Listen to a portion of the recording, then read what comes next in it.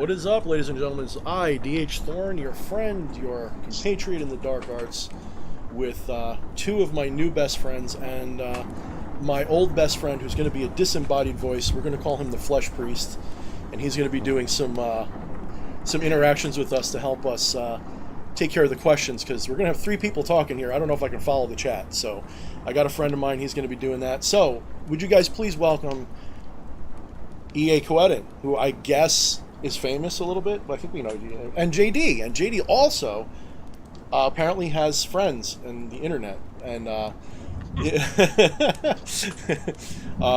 am fucking super excited about this. This is high power right here. This is scary a little bit. I'm not gonna lie, this is a little scary. We talked a lot. Let's say hi to everybody. Can you guys hear them? Before we get into anything, somebody give me a sound check if you don't mind. You guys say something so they know you exist. Testing, hello. Testing, 3. Hello, everyone. Hey. What's up, motherfuckers? What's up? Yeah, fuck yeah. I think we should all have to introduce ourselves 3 times, like Elle did. Yeah. Okay, got a good sound check from my sound check girl, so we're good. So we're here tonight, and we figured this might be a big one, so I had people on Facebook set up some questions ahead of time in case we got stumped and we didn't have anything to talk about, which I really doubt is going to happen. But we got a whole bunch of questions lined up. But I want you guys in the chat.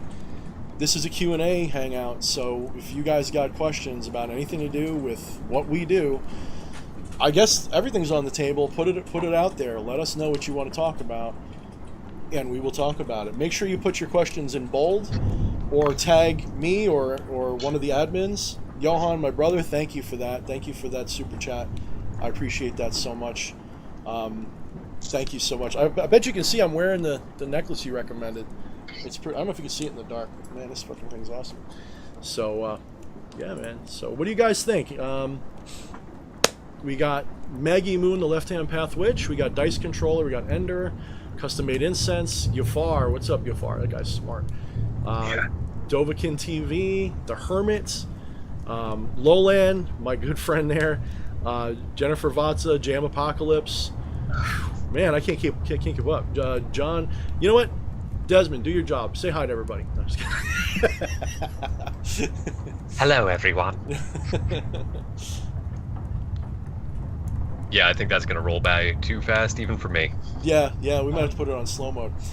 So, JD, you just had a nice stream going before. You had something going on with, you had an 8,000 subscriber moment, didn't you? You had that moment.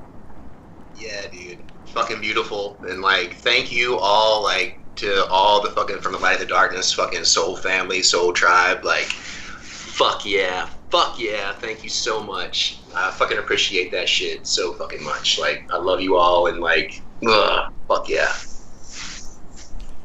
I gotta tell you, dude, I'm gonna jump in here real quick and just say, JD, person to person, man to man, magician to magician, I'm so excited for what's coming for you, dude. The shackles have been taken off, and you're ready to tear shit up. I'm so excited. I thank you, brother.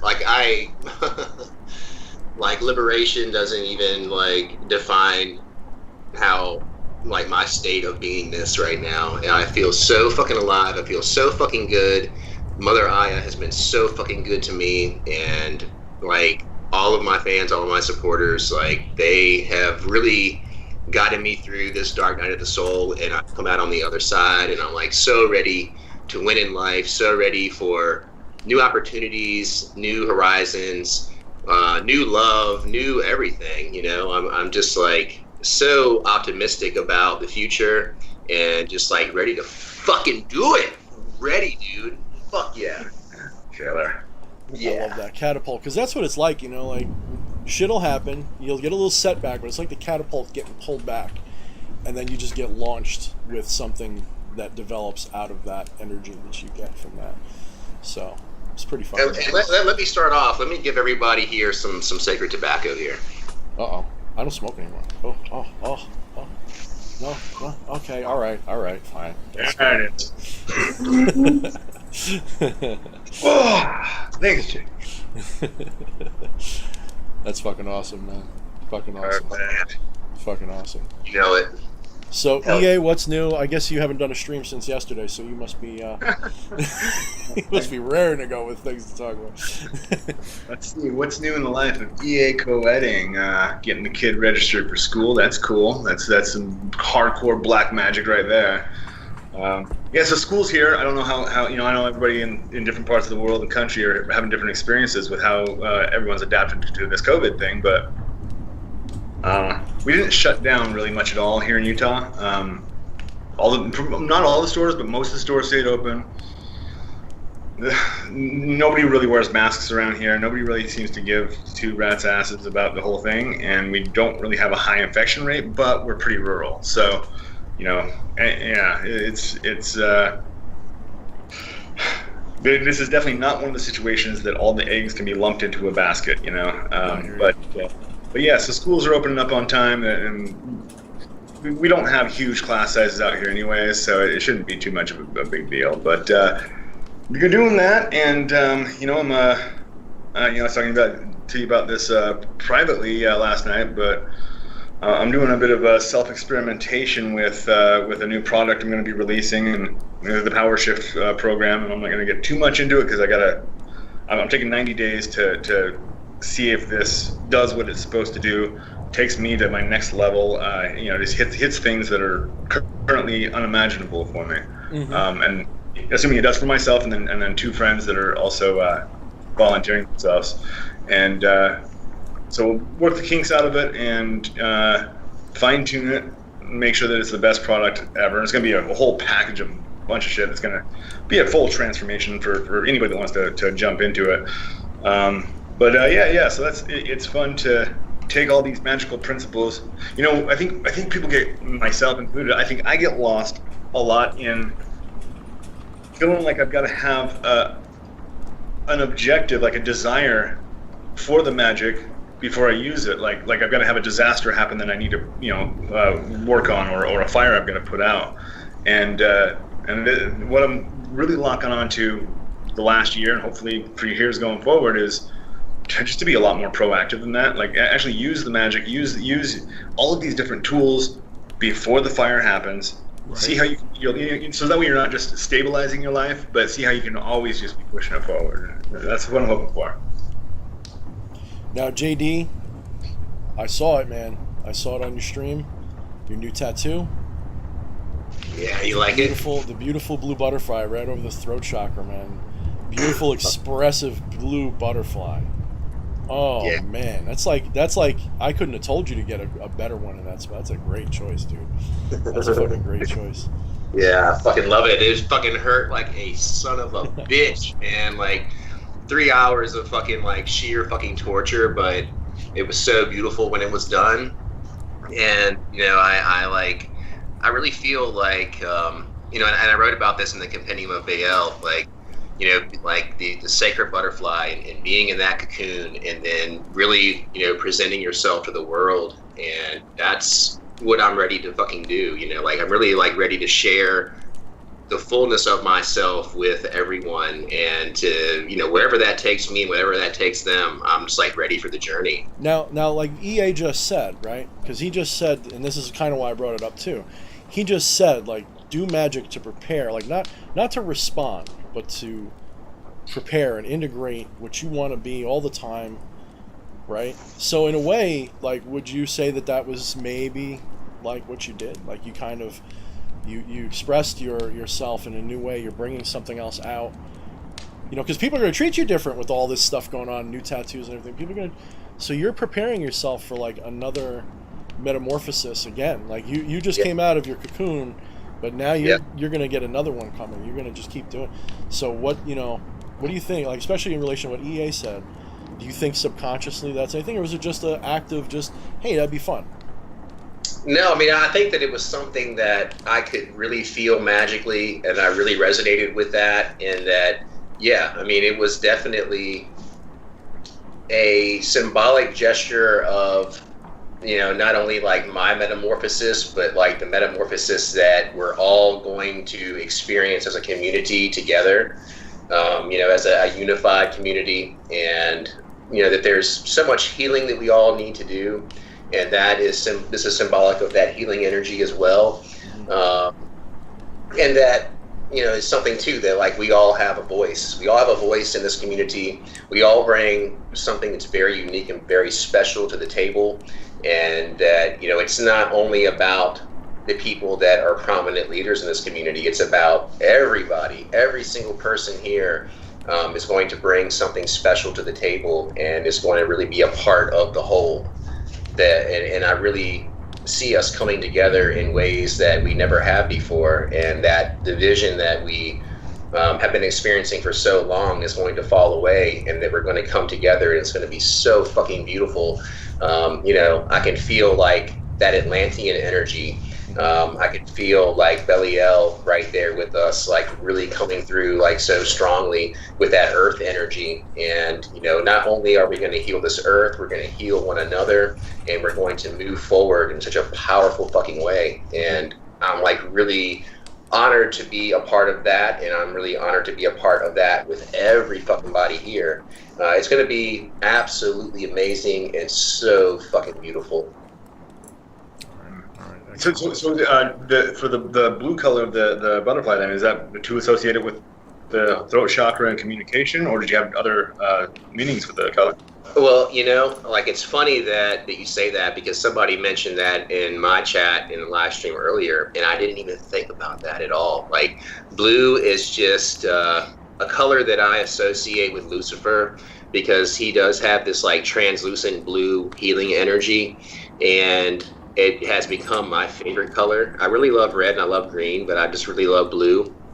And that was just like a weird synchronicity that I didn't even really think about until I got it yesterday.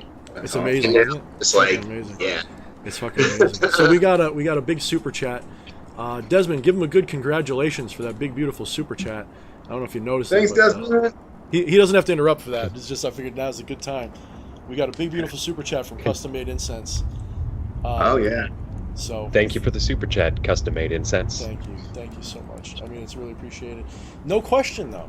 I mean, for that amount, you get to ask at least one question. At least one. If you have a question, put it in. Well, so I'm going to keep going with JD here for a second, because when I met you at first, and you know, I think we did consultations, and you came out to the boot camp. Your healing was your thing. Like, you were a hardcore black magic healer, and have you stuck with that? Did that kind of fall to the wayside for a bit, or are you picking that back up? I know you mentioned healing just now, so it did fall to the wayside a lot, and I really just kind of got into the sorcery aspect of my practice for a long time, and I kind of got lost in that. But you know, since December, I have participated in like at least 15 ayahuasca ceremonies, and that has really kind of brought me back home, grounded me, and got me like really back into those roots of healing. And that is really something that is my focal point now, you know, more than anything else, is doing healing work. And you know, Soul Quest has kind of become like my second home. I really want to move to Orlando so that I can be closer to that place. And, you know, I'm going to start volunteering there in 2 weeks, and I'm going to really be a part, you know, integral part of that organization. And I'm really looking forward to that, because I really kind of feel like it's my life's mission now to introduce people to that plant medicine, to the beauty of it, to really help to liberate them, and to help people through the difficulties of the experience. And, you know, like I have been helped when I'm going through the experience, and it's just changed my life so much. I just really want that for anyone and everyone that is interested in it.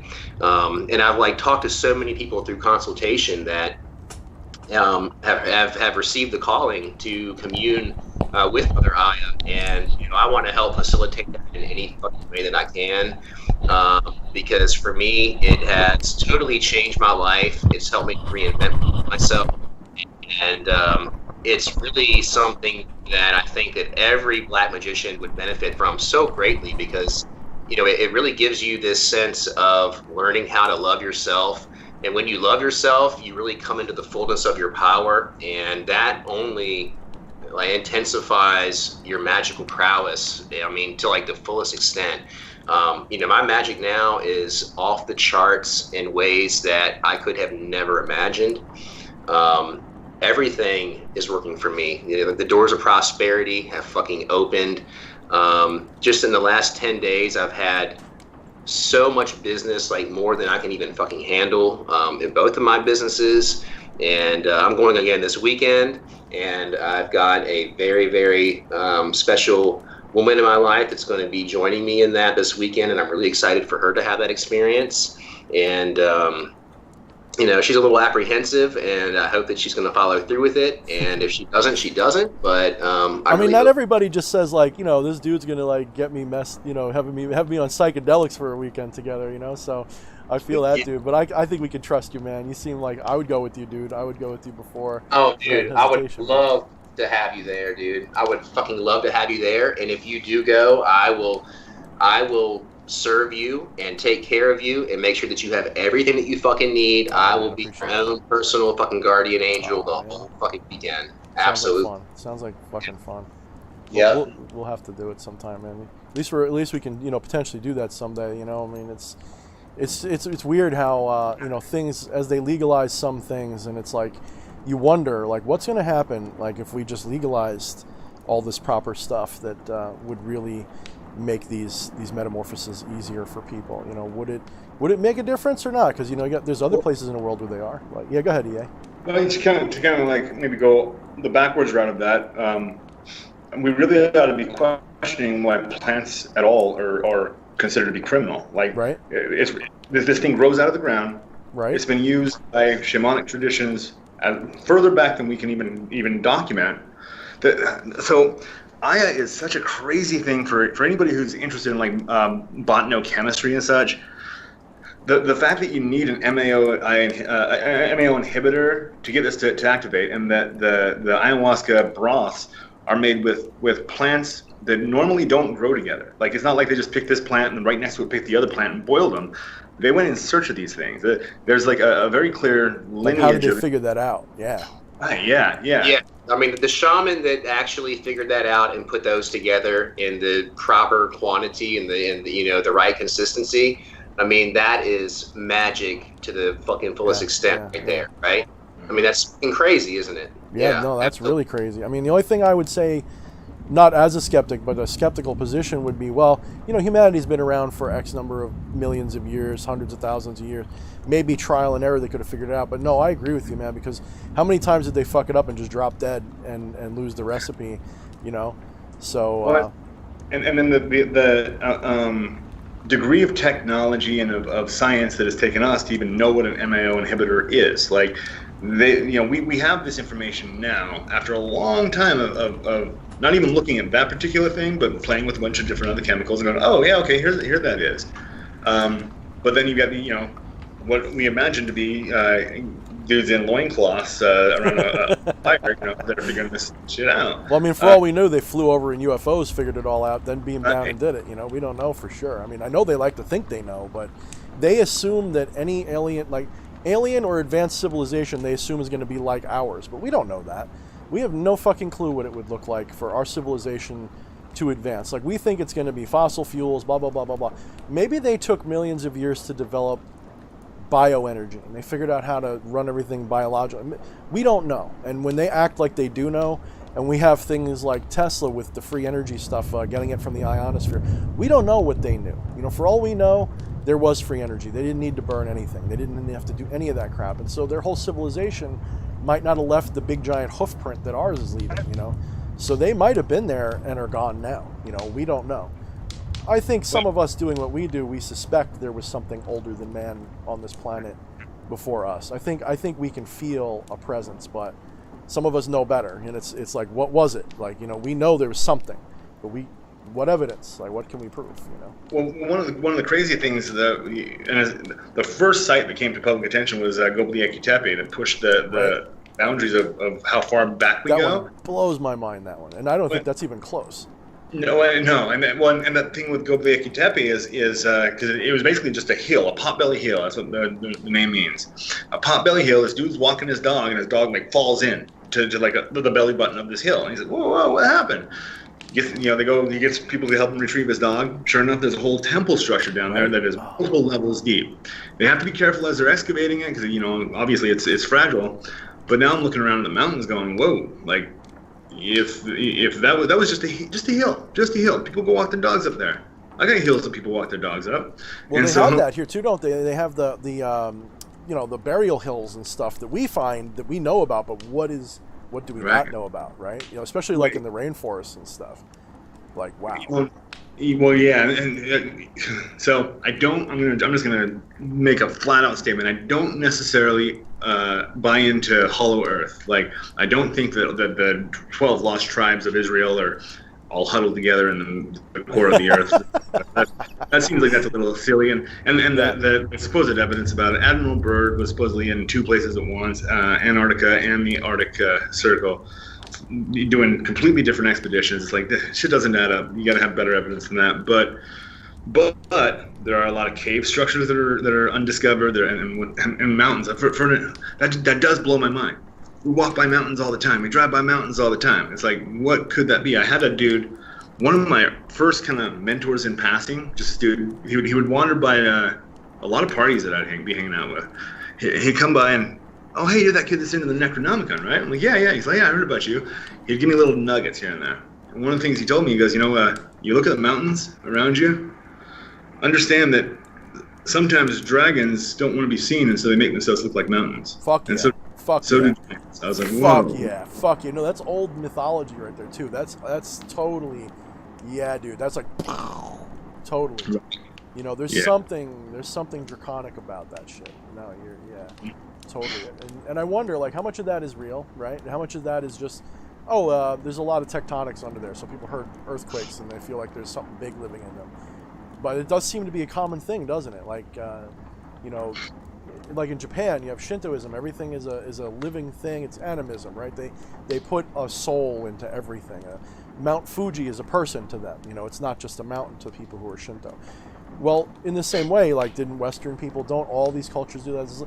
Is this just a logical thing humans do, or is it something we're inspired to do by something external? I think it's both, but I think it's mostly might be external. We know something that intuitively, like if you talk to like a tribal culture today, they will tell you, no, that rock's alive, no, that tree's that's Mr. Tree, like they'll have a name for the important stuff, right? They all do this. They all do it, and they create egregores perhaps, but they all do this. It's pretty wild.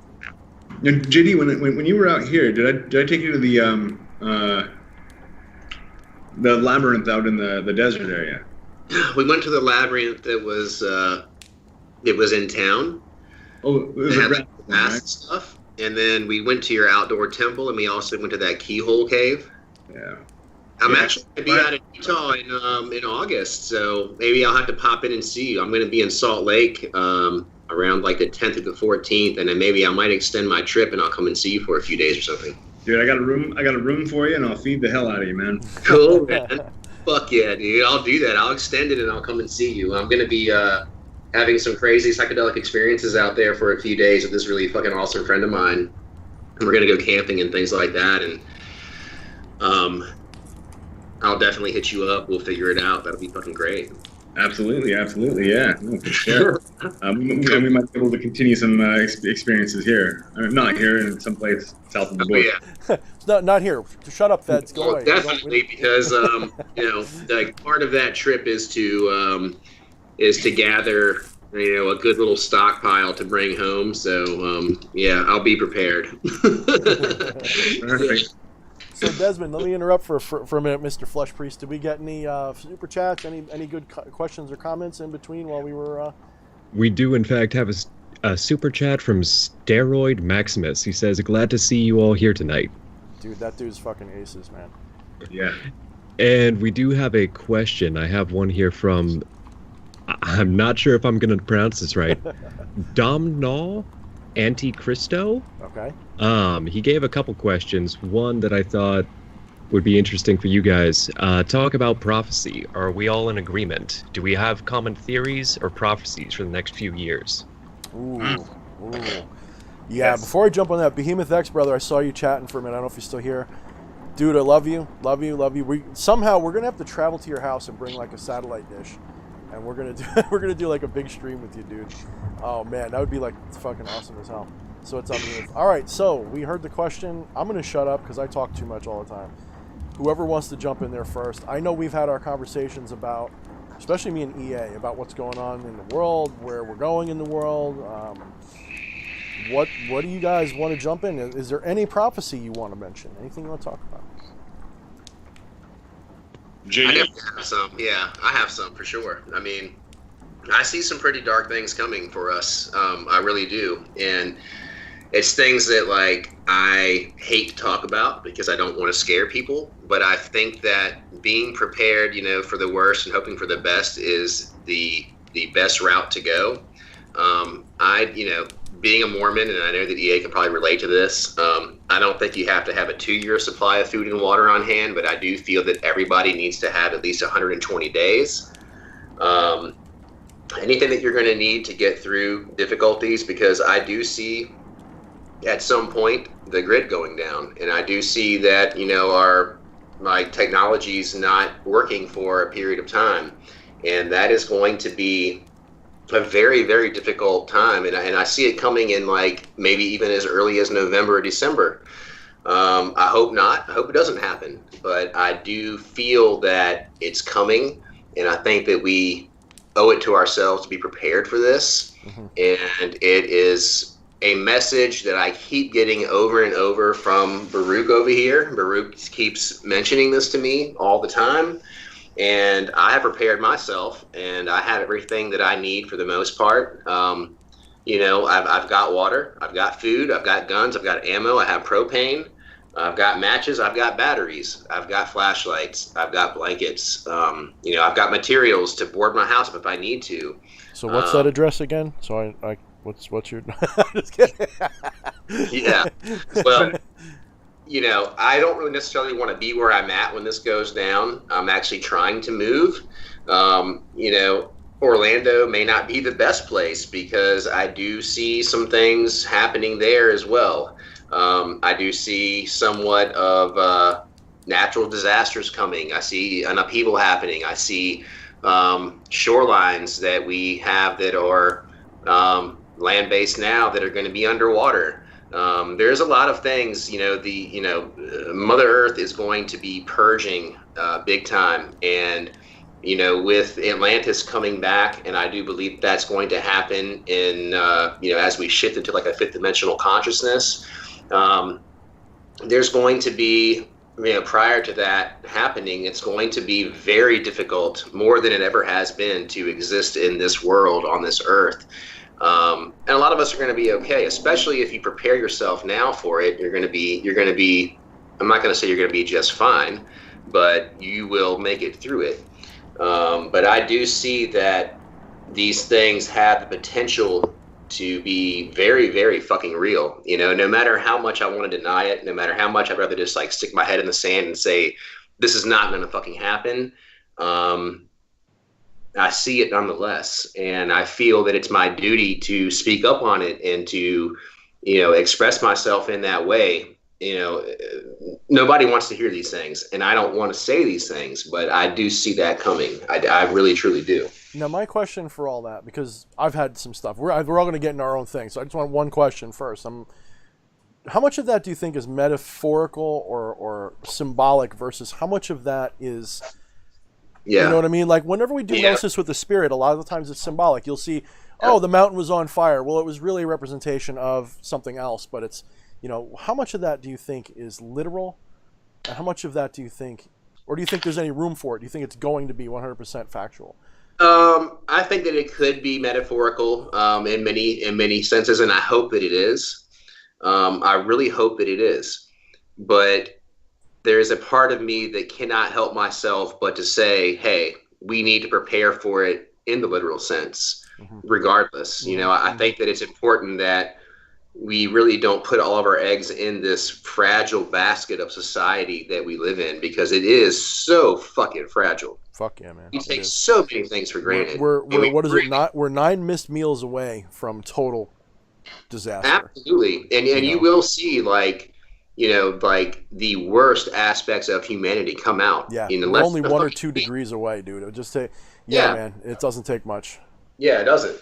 Yeah, It's, so yeah, I'm with you. The first off, the 2 years of food storage.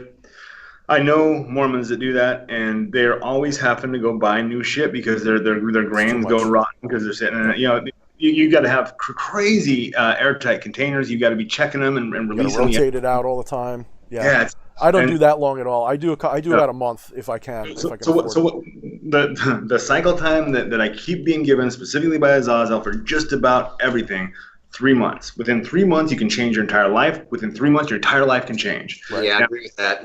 Yeah, and so like you look at this COVID thing, right? I'm in New York. COVID hits. I get my ass back home, and you know the whole thing was you go out and get the stuff that you need, but quarantine yourself for what 2 weeks? I was like, why would I need to go get anything? It's only 2 weeks, and they're like, oh yeah. It's like, yeah, I got that in my little, in a shed in a Tupperware thing. I got my MREs and water stored away. And I'm not a prepper. I am the furthest thing from a prepper, I think. I would love. Oh, there's definitely a difference between having because that's what I said when this started happening. I was like, make sure you got about 2 weeks worth of dry goods you can rely on in case shit hits the fan. You can't get to the store for 2 weeks because you don't fucking know. And they're like, oh, you're being reactionary. You're being a prepper. So I'm not really being a prepper. Prepper is like, I don't have a bunker, dude. I don't have any of that shit. I've got just the basics. And along with the physical. So here's the thing, people. I don't mean to pick on Mormons, but they're all over the place right here, so it's easy. They do have guns. They got a lot of guns around here. They got food storage, but they're kind of soft. The people, that they're not investing in the skills that you're going to need. Some of them, there's a lot of hunting that goes on. That's cool and everything, but but hunting's not going to save you for long, dude. That gets depleted so fast. If everything falls down, those animals are gone. Give it a month, they're gone. Everything's gone. Oh yeah, no, for sure. People are going to be selling their children for food at some point. It's like if shit goes south, it's not just going to go a little south. Now another thing to bring into it is the pole shift that's happened. I mean, it's not even a theory anymore. The magnetic poles are right around, and the magma is shifting in the core. All kinds of stuff that science is, interestingly, while everybody's really distracted with all the distractions, that science is throwing these. Hey, by the way, we're finding out all kinds of stuff that we are going to say we didn't know. Until just now. It's like, wait a minute.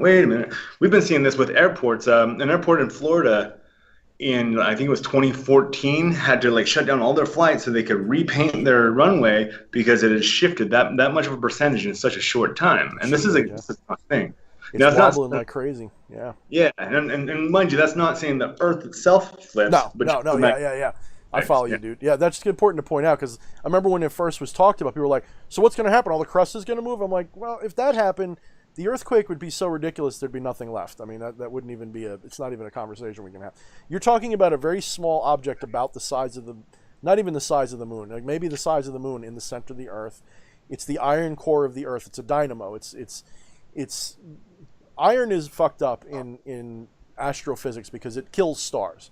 You put enough iron into a star and the star dies. It cannot fuse iron. Iron can't be fused. All that happens is you get enough density, it becomes neutrons. Okay, it just gets squished so much it becomes one big neutron. It becomes strange matter perhaps. So inside our Earth is a ball of iron, pretty much solid iron, the size of, I believe, the moon. It's spinning at such a rate of speed and it interacts with the sun's own magnetic field. It creates basically a gigantic magnet, a dynamo, an electromagnet that is, you don't feel it because you're in it. You're living in it. You're not at you don't have the things but it's a very strong, big magnet.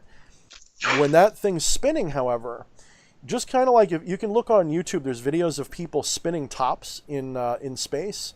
Not just tops, but like a screwdriver or something. I can't remember what, but something like a screwdriver.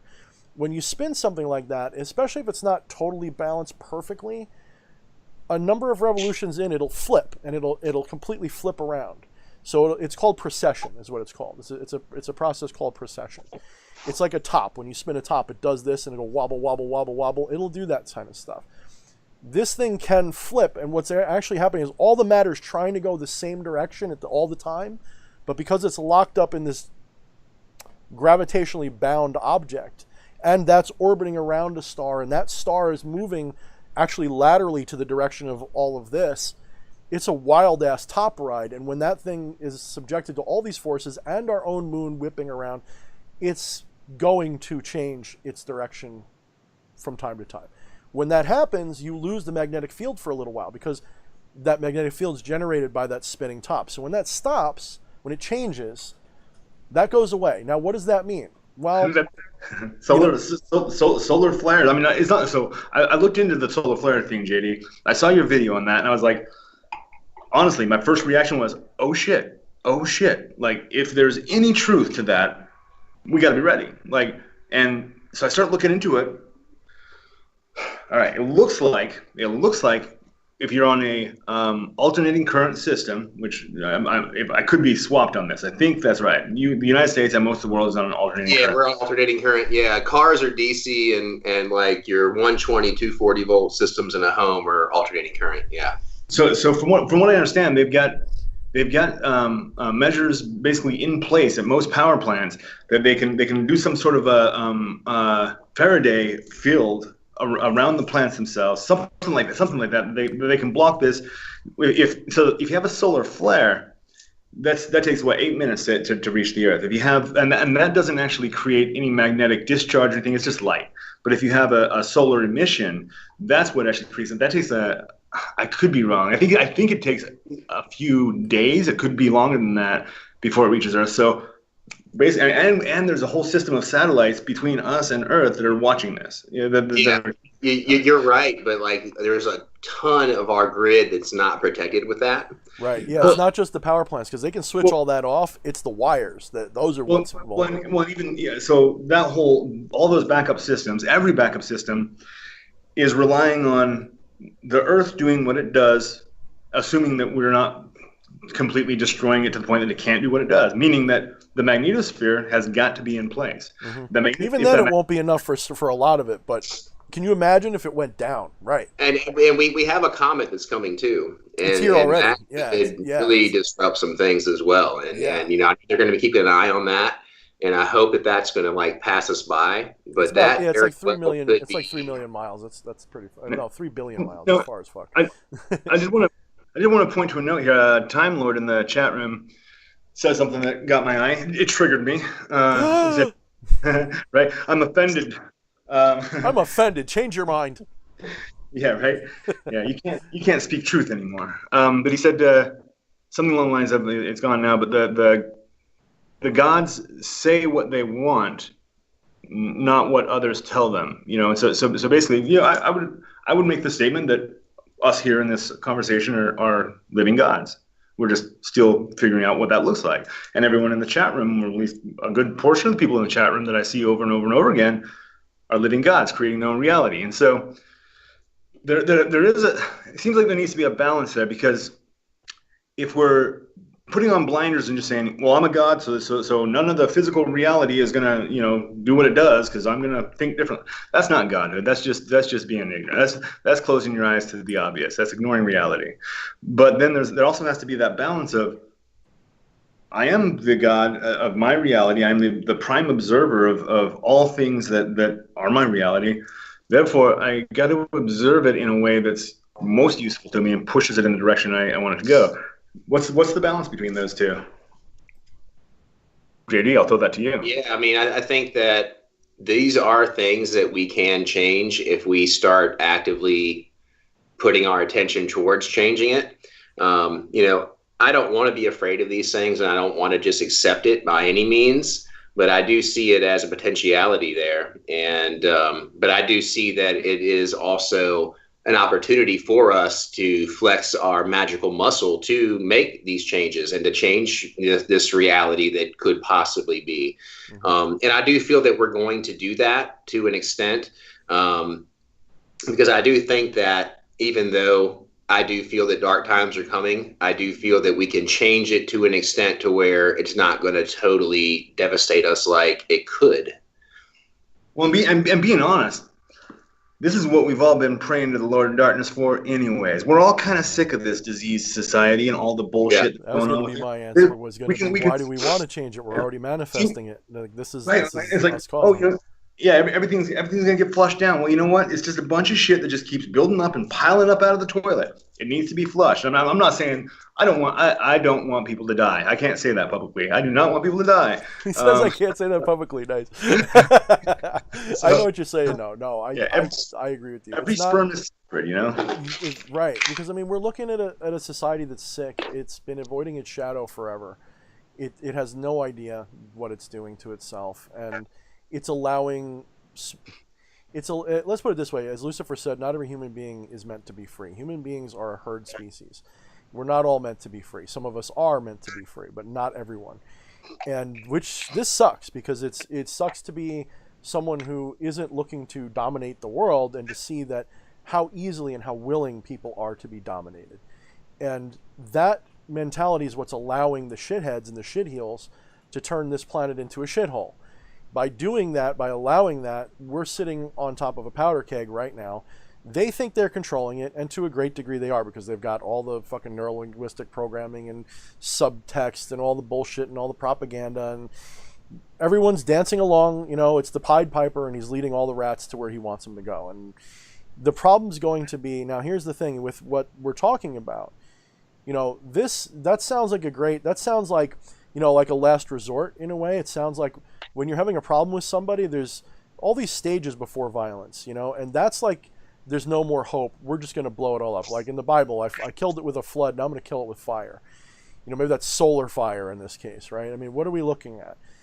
Now, me personally, I like to look at these things in metaphorical terms, because I think what'll happen is we end up, when I was a kid, I had a lot of these same visions, so I can validate a lot of what you're saying. I saw a lot of the same things, but my skeptical mind says some of this is plausible, some of this is probably going to happen sometime in the future, maybe in our lifetimes, I don't know. But I think that a lot of this can also be approached metaphorically. When we're talking about losing the power grid, okay, well, what does that mean? Does that mean it has to be the sun goes out? Does it have to mean that we have a big solar flare, burns it all out? No, it could just mean we lose control of our ability to control our own fucking technology, because powers that be take it away from us. The sun, the 666, the sun, the most powerful of the, you know, the new kid on the block that has control of everything. This motherfucker can switch off and on whenever it wants to. So this force of humanity, government, whatever, Legion, Karanzan, whatever the fuck you want it to be, decides that, you know what, humanity's had a good run, but it's time that we control this bitch, lock it all down, and be like, you can't buy, you can't sell, you can't use the internet, you can't have electricity unless we want you to. That, I think, is 110% what they want to do. Yeah, I mean, it's already happening. You can't go to work and make your own living and create your own food and provide for your family unless the government says it is essential. Right. Exactly. I mean, that's ridiculous. I mean, I you know, as you said, there's things we can't say on the internet, especially on these fucking big tech censorship happy platforms, right? Yeah. But there's things I don't comply with, and I will not comply with, and it's not on my watch, is what I'm going to say. When, you know, Elena brought this up in the room. I'm watching the chat here kind of closely. Dude, I'll tell you what. I'm getting addicted to the kind of interaction you have on live streams, watching the chat room, seeing what people are saying. Not in just my lives, but your guys' too. I'll go chill on yours and interact with people and see what's up. Every now and again, say what's up. But cool group of people. But anyways, Elena throws that out there that she doesn't want to go back to pre-COVID days. That was shit. I mean, we can't go backwards. No, but she also doesn't want to lose the internet. Well, I kind of like when the people at Burger King bring your food with gloves on. I'm like, fuck you, thank you, thank you. But you know they're still spitting in it. They're spitting in it, and then they're putting their mask on and serving it with gloves. At least give me the illusion of cleanliness, man. Right. I mean, and you know, I can't help but feel that, you know, above everything else, like above and beyond everything else, that this is just like a calling for us to all come together as a family, as a tribe, and that power that you can wield as a tribe, as a united front, is something that we've lost in our society for so long. And that's something that it would be so beneficial for us as a society to bring back, because we're all isolated in our little homes. We all kind of like live for ourselves. We don't give a fuck about anybody else. I blame this piece of shit, and I blame all of this shit. You ever see the movie Johnny Mnemonic? You know, I feel like fucking Henry Rawling in that movie. It's like, you know, what causes NAS? This piece of shit and this fucking shit over here, all this fucking garbage that we use, this electronic bullshit, polluting our souls and our bodies and turning us into sick things. And he wasn't wrong. And I see that in my life. I see people I counted as dear friends all my life turn on me and stuff because of the internet. You have zombie friendships, people you have no reason to care about anymore. People that are fucking dead to you, your family you don't even like. But you got to friend them on Facebook, and just like on South Park, you got to make sure you give Grandma her like on her post. Otherwise, right? So we're living in a society, we have a society, wasn't that the Joker speech? We're living in a society right now that its balls are in a vice, and that vice is on every level. And you have wackos like us who have, for whatever reason, we're genetically different, we were outcasts at a young age, we were abused, we ran with gangs, whatever the fuck the reason is. We're those bandits. We're those Red Robin. I mean, we're the Robin Hoods. We're the whatever we are. We say to all of this, and we try to make it work for us instead. And people like us, we're either going to be squished flatter than a pancake when this all comes out. We're going to be some of the first to go. Not the first, because you got the real big names first. Or what are we going to do? Are we going to are they going to bring us in? They're going to say, you guys are impressive. You guys get, what do you guys, I mean, I got my own prophetic stuff going on, but. So I asked these beings that most people would know as the ascended masters, working with them in soul travel and such. And I asked them that. I said, they kept telling me I had a special calling. I had something special to do in this world. And I said, okay, cool. I read the Bible, man. Can I call fire down from the heavens? Can I make the sun turn black? If you're saying I'm special, I want to be that fucking special. Mm-hmm. And the answer I got was, when the day comes that you need to, you can do anything. And so I actually what I look forward to. I don't necessarily look forward to an apocalypse of destruction for the sake of the destruction. I look forward to a true test. To something that actually makes me have to grab all of my will, all of my power, and say, fucking no, that fucking comet is not hitting my house. I'd be dead too if it hit your house. So I hope you get it right. Hey, I'm gonna get something to drink. I'm coming right back. No, okay. I'm empty. People. I'll get the question a lot from people who say, well, sure, you don't believe in God being the Abrahamic God right now, but like, what if you were in a real crisis? And like one friend actually said, he was on a boating trip and the boat had some issues and he ended up almost drowning. And he's like, while he was like floating to shore, not sure if he was gonna make it, he starts praying. He's like, I haven't prayed forever, but I know that in that moment in the foxhole, I'm gonna pray. And I go, you know what? In the foxhole, I start going through the elementary principles of evocation. I start going, okay, I need to calm myself down. First of all, I need to connect my mind with the forces I want to call and with the result I want to have. I need to invoke omnipotence and stop feeling like I'm a victim. I go through the stages that I know work spiritually, astrally, magically to first control myself. Controlling the outside world is useless. Control yourself and the outside world just aligns. And so that is as far as like the prophecy, personal prophecy, I guess I've received on how to go forward is I keep getting directed to Daniel in the lion's den.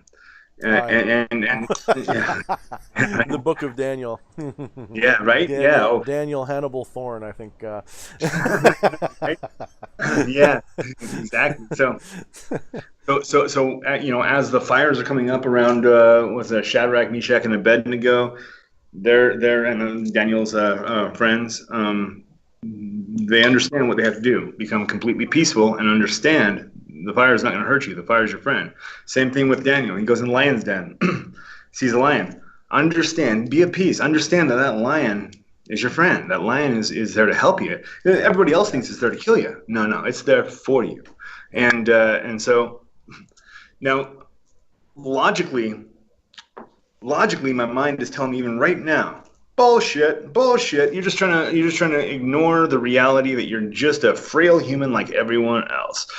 Maybe I would believe a lot less in my own divinity if it stopped being proven over and over and over again by causality. Right. The miracles that we can push forward are ridiculous, ridiculous. Most of us, well, all of us who are truly engaged in our path, whether it's left-hand path, right-hand path, fucking whatever path, rainbow path, whatever you want to do, if you're walking your path with full force, you've seen miracles. You've seen that, Yeah. and you know, I get addicted to it. I get addicted to seeing how far I can push it. I'm like, oh, I just created something that everybody said could not work. Over and over and over again, I do that. I'd also like to add one thing to that thought. Yeah. This goes into that quantum immortality thing I brought up this morning before we both basically passed out. How do you know it will destroy you? Like if someone says to you, like if you're sitting there going, I'm a living God, I should be able to walk through traffic like somebody parting the Red Sea. How do you know it'll kill you? Has it killed you yet? You know, now that sounds like a really stupid argument, and it is. But you still, it makes you stop and think for a minute. The whole world's told you this. You've convinced yourself of it. Could I walk through traffic and not be killed? What would that look like? Would it be I'm Superman and cars bounce off of me? Or would it be no matter what I did, the cars would avoid me? What is it going to look like if you're been told wrong? And this is where magic comes in, because that is essentially what magic is doing. When we're doing what we do with what we do, the world tells you this could not work. You act as if it worked anyway. You act as if it's working. You take the actions required for it to work. You have to cross that street, that busy highway, and the cars have to avoid you. So when you're talking about the ascended masters telling you when it's time that you need it to work, it will work. I think that maybe that's what they're saying. It doesn't even mean that, yeah, your ego says I want to turn the sun out, but your higher self knows that's just a prop, that's a gimmick, that's a Hollywood prop. It's not that important. But you could turn the sun out as far as your needs and situation go. You could shut off your whatever it is. You could stop the world. You could stop your world and the world of those that are important to you. You could do these things. But it might not look like the Hollywood special effects version of it. In other words, you will have the same symbolic outcome that you had in your vision or your idea, but it will not necessarily play out that way. It will, you know, so it still does sometimes. You and I both know, you've talked to me about weird shit that's happened, and we've all had this physical manifestations happen. We've all had these things, you know, even if it's just something as subtle as a candle wiggling at just the right moment, stuff happens, right? But again, what does that look like? And I think that's an important place to maybe bend and open the curtain, open the veil a little bit, because we think that's the veil. The idea that we should be able to look at the sun and make it go out, that's the veil, because we go, I can't do that. But you can, in a manner of speaking. You can, and I know it sounds like a cop-out, but it's not. No, but you can't be attached. You can't be attached, first of all. Like, if you can get rid of that whole attachment thing, you're going to be better off in every way. Yes. But I'm working on it. Yeah, right. Easier said than done. Mm-hmm. Because I really get attached to non-attachment. When I start doing the non-attachment thing full force, I'm like, this is so fucking awesome. This is better than any drug, and I know. And you start dropping all those attachments. I don't care about anything, and it's so glorious. You feel so righteous, and you get so attached to it. You get so attached to it. But you can't be attached to the form that your manifestation takes. Be attached to the spirit of it. You know, so for instance, little personal story.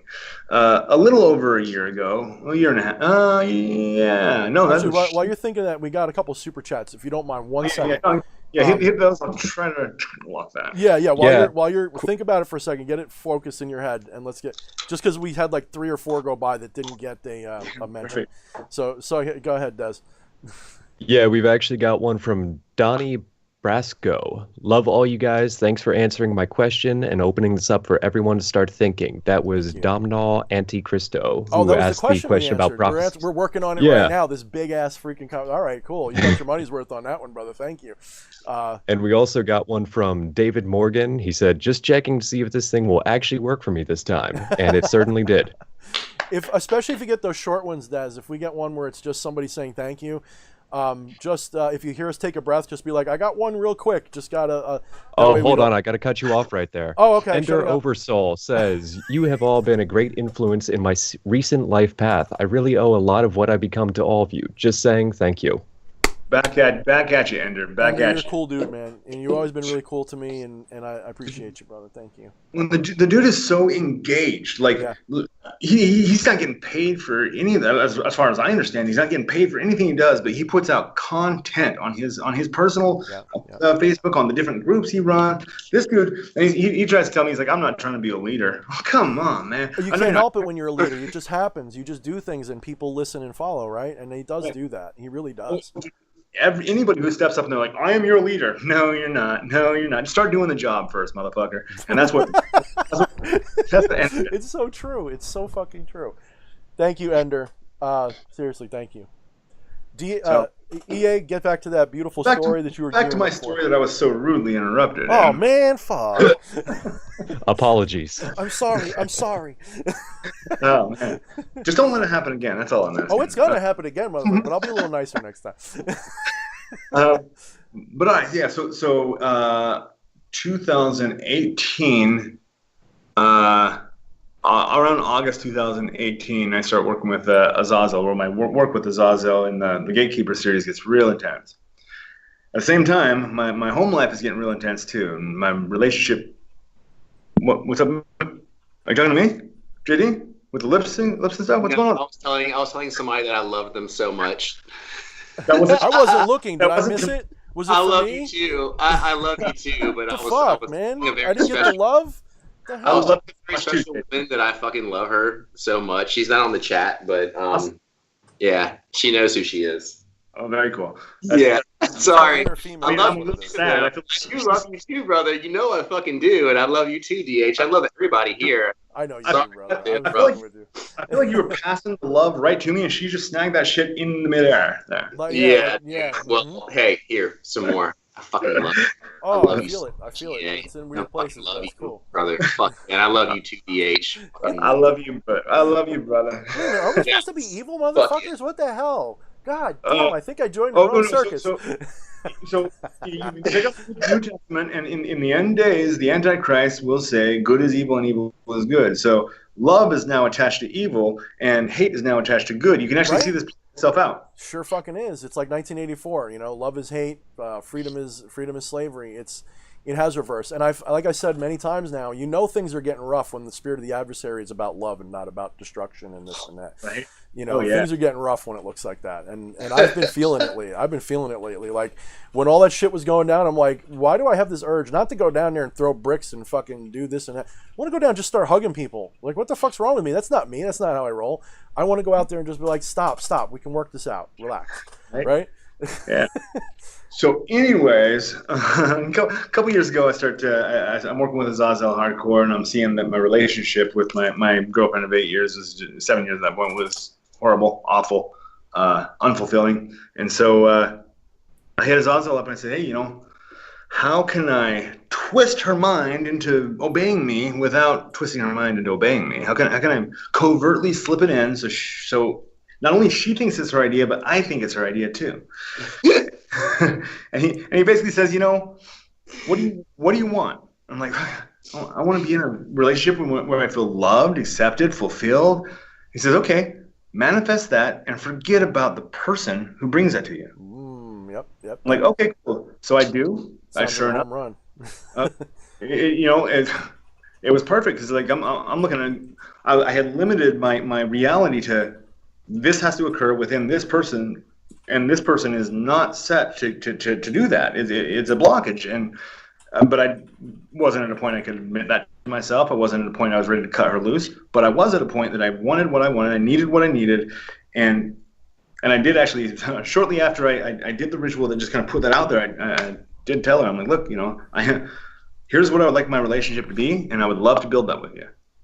I'm gonna have that relationship one way or the other, though. Right? And, like it's gonna happen whether it's you or it's that's like, dude, fuck yeah. Yeah, and that was an eye-opening moment, I think, for both of us, where it was like, oh wow, I guess somewhere balls came out of that butt. Yeah. But it's true though. You got to have that attitude with everything you do in a way.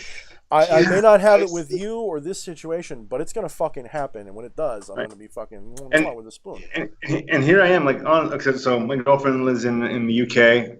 I'm here. We're separated by the inability to travel at this moment, but I still am more fulfilled in this relationship than ever before. All the things that I had put forth to Zazel, saying this is what my relationship needs to look like, has been delivered. And all I had to do was get rid of the form that I thought it was going to take. And so whether what we're looking at and we're seeing, because I've seen when I was like 14 years old in one of my first hypnosis sessions, I see a hand descend from the sky and it hits the desert ground, and a shockwave erupts from there and covers the whole earth and destroys everything. And immediately after it, an invisible shockwave follows it and rebuilds it all. It becomes Eden again. And when I come out of hypnosis, I've got friends that are guiding me through this, and they start freaking out as I'm describing the whole thing to them, and say, okay, well, by the count of 5, you're gonna come out. 5, 4, 3, 2, 1. Clap their hands, and I come out, and my mouth is saying the words or the numbers 2020 to 2025, 2020 to 2025, 25, over and over and over, like I was an autistic kid or something. And I'm like, oh man, that at least those dates are a ways out in the future. And what do you know? Here we are, 2020, and we're moving into a really interesting 5-year period. Now, do I think that a giant hand, bigger than any building I've ever seen, is going to descend from the sky? I mean, that would be cool. I don't expect it, but the spirit of that vision, as well as the spirit of, I believe, JD's visions, that spirit will be fulfilled. And this does get to the point where I start feeling like a religious person, because it's like, no man knows the hour. You can't really predict the form. When you do a ritual, you can guarantee that you're going to be fulfilled. The thing that you want is going to come to you, but you can also guarantee it is not going to come to you the way that you think it is. Almost every time it comes to you some mysterious way that makes you go, whoa, what the fuck? I didn't want that. Yeah. And then finally comes in its fullness. Oh, but that's what I needed. I think that depends too. I think it depends too. Like, like this whole thing that I've manifested for myself was intentional. None of this that I've achieved so far was by accident. How it manifested was a beautiful adventure that I had no idea was going to look like this. But it's so you're exactly right in that sense. It's not going to be. Don't expect it to be predictable. Expect it to be assured. It's like a different inflection on the word. Assurance is it's going to happen, but you don't always know how. And that's the way to have it. Now my own, I'm finding it interesting because we each have our own little piece of this puzzle. Like let's pretend for argument's sake we've all got the answer. Between the three of us, maybe even all of us watching right now, we've all got a piece of this apocalypse puzzle, this what's going to happen puzzle. Whether it's symbolic or metaphysical, metaphorical, whatever the fuck, doesn't matter. We've all got a piece of it that it's all valuable. So if we put them all together, we get something that's more unique. Now, when I was younger, when I began my spiritual workings, it was always through hypnotic, induction from my friend Andreas before I was young, before it got crazy. And that was how I did it. Just like you were talking about I didn't, do meditation like I do now. I didn't do ritual like I do now. It was much more, we used hypnosis to get me down into a trance, and then I invoked a spirit, and boom, off we went. So the stories that I got, and I call them stories because they're like allegories to me. They're not wrong. The pieces are all true, and they're all happening. Some of them I'm causing to happen intentionally, but others I didn't know what they meant. When I was younger, the story would go something. I'm gonna fuck it up because I don't have my journals. All got burned when I put magic away. I threw them all the fuck out and I burned them all. I'm one of those people when I change, I burn a thing. Sometimes I do that. So I burned all my fucking journals, and when my friend left me, he took the ones that were about me, and he probably burned them too, whatever. So what I remember is something along these lines. There will come a time when the veil between worlds will become thin, and the horde will return to the earth and consume it as their own. Humanity will be unprepared, they won't be ready, but some will. There will be safe spots, there'll be safe places you can go. You can find these safe spaces, and those of you who are warned will prosper enough to survive and build a new world. You will have to do battle with these forces. You will have to learn how to integrate these forces and battle them. And we identified them as a monster. Okay, we saw these things. Now there's a lot more to it. There was people will go missing. There will be wars and rumors of wars. There will be signs in the heavens, just like the Bible said. There'll be a comet in the sky. I'm not fucking kidding you, but that's what they said. There will be a comet in the sky. Well, there's a comet in the sky right now. That happens a lot though, so I don't just jump on every fucking comment. Say it's the end of the world now. And these things will happen. Okay, there will be, and I saw visions of a world that was ravaged by effectively what we called shadows at the time. We didn't know they were shadow people yet. We called them just shadow, the shadow current. We thought that we called them the KOETTING, and we called them the horde. We thought they're going to come through these gates. They're going to come through when we least expect it, and they're going to manifest physically in this world, not just spiritually as we understood them so far. They're going to come through and devour the world like physical beings. They might even turn into demons. We didn't fucking know. We just had like all these things we were trying to figure out. They're going to come through and devour the world. Now, that vision was terrifying, and I was taught to fight against them. That's what it was originally. If you read my book Shadownomicon, that's how I built my cult, was because I was given this vision. I was told that we had to fight against it. So I gathered together people like you guys, people that I thought were qualified to help me and that would do what I say, unlike you guys that are like, you know, I see as equals and powerful people. These people, not all of them were like that. A lot of them were, you know, toady-ish, and they would just do what you told them, and you'd, you know, bring them into your cult. I wasn't a nice guy, I'm going to be honest with you. But, you know, I turned it into a vain thing. I would turn into a bastard about it. Well, this thing that we feared, this apocalypse that we were supposed to resist, upon completing Shadownomicon, I recognized that no, my role wasn't to fight the shadows. It was to open the gates, because the shadows are the Jungian shadows. The shadow people belong to us. They are part of us that we've shoved into the abyss that we don't want to talk about and deal with.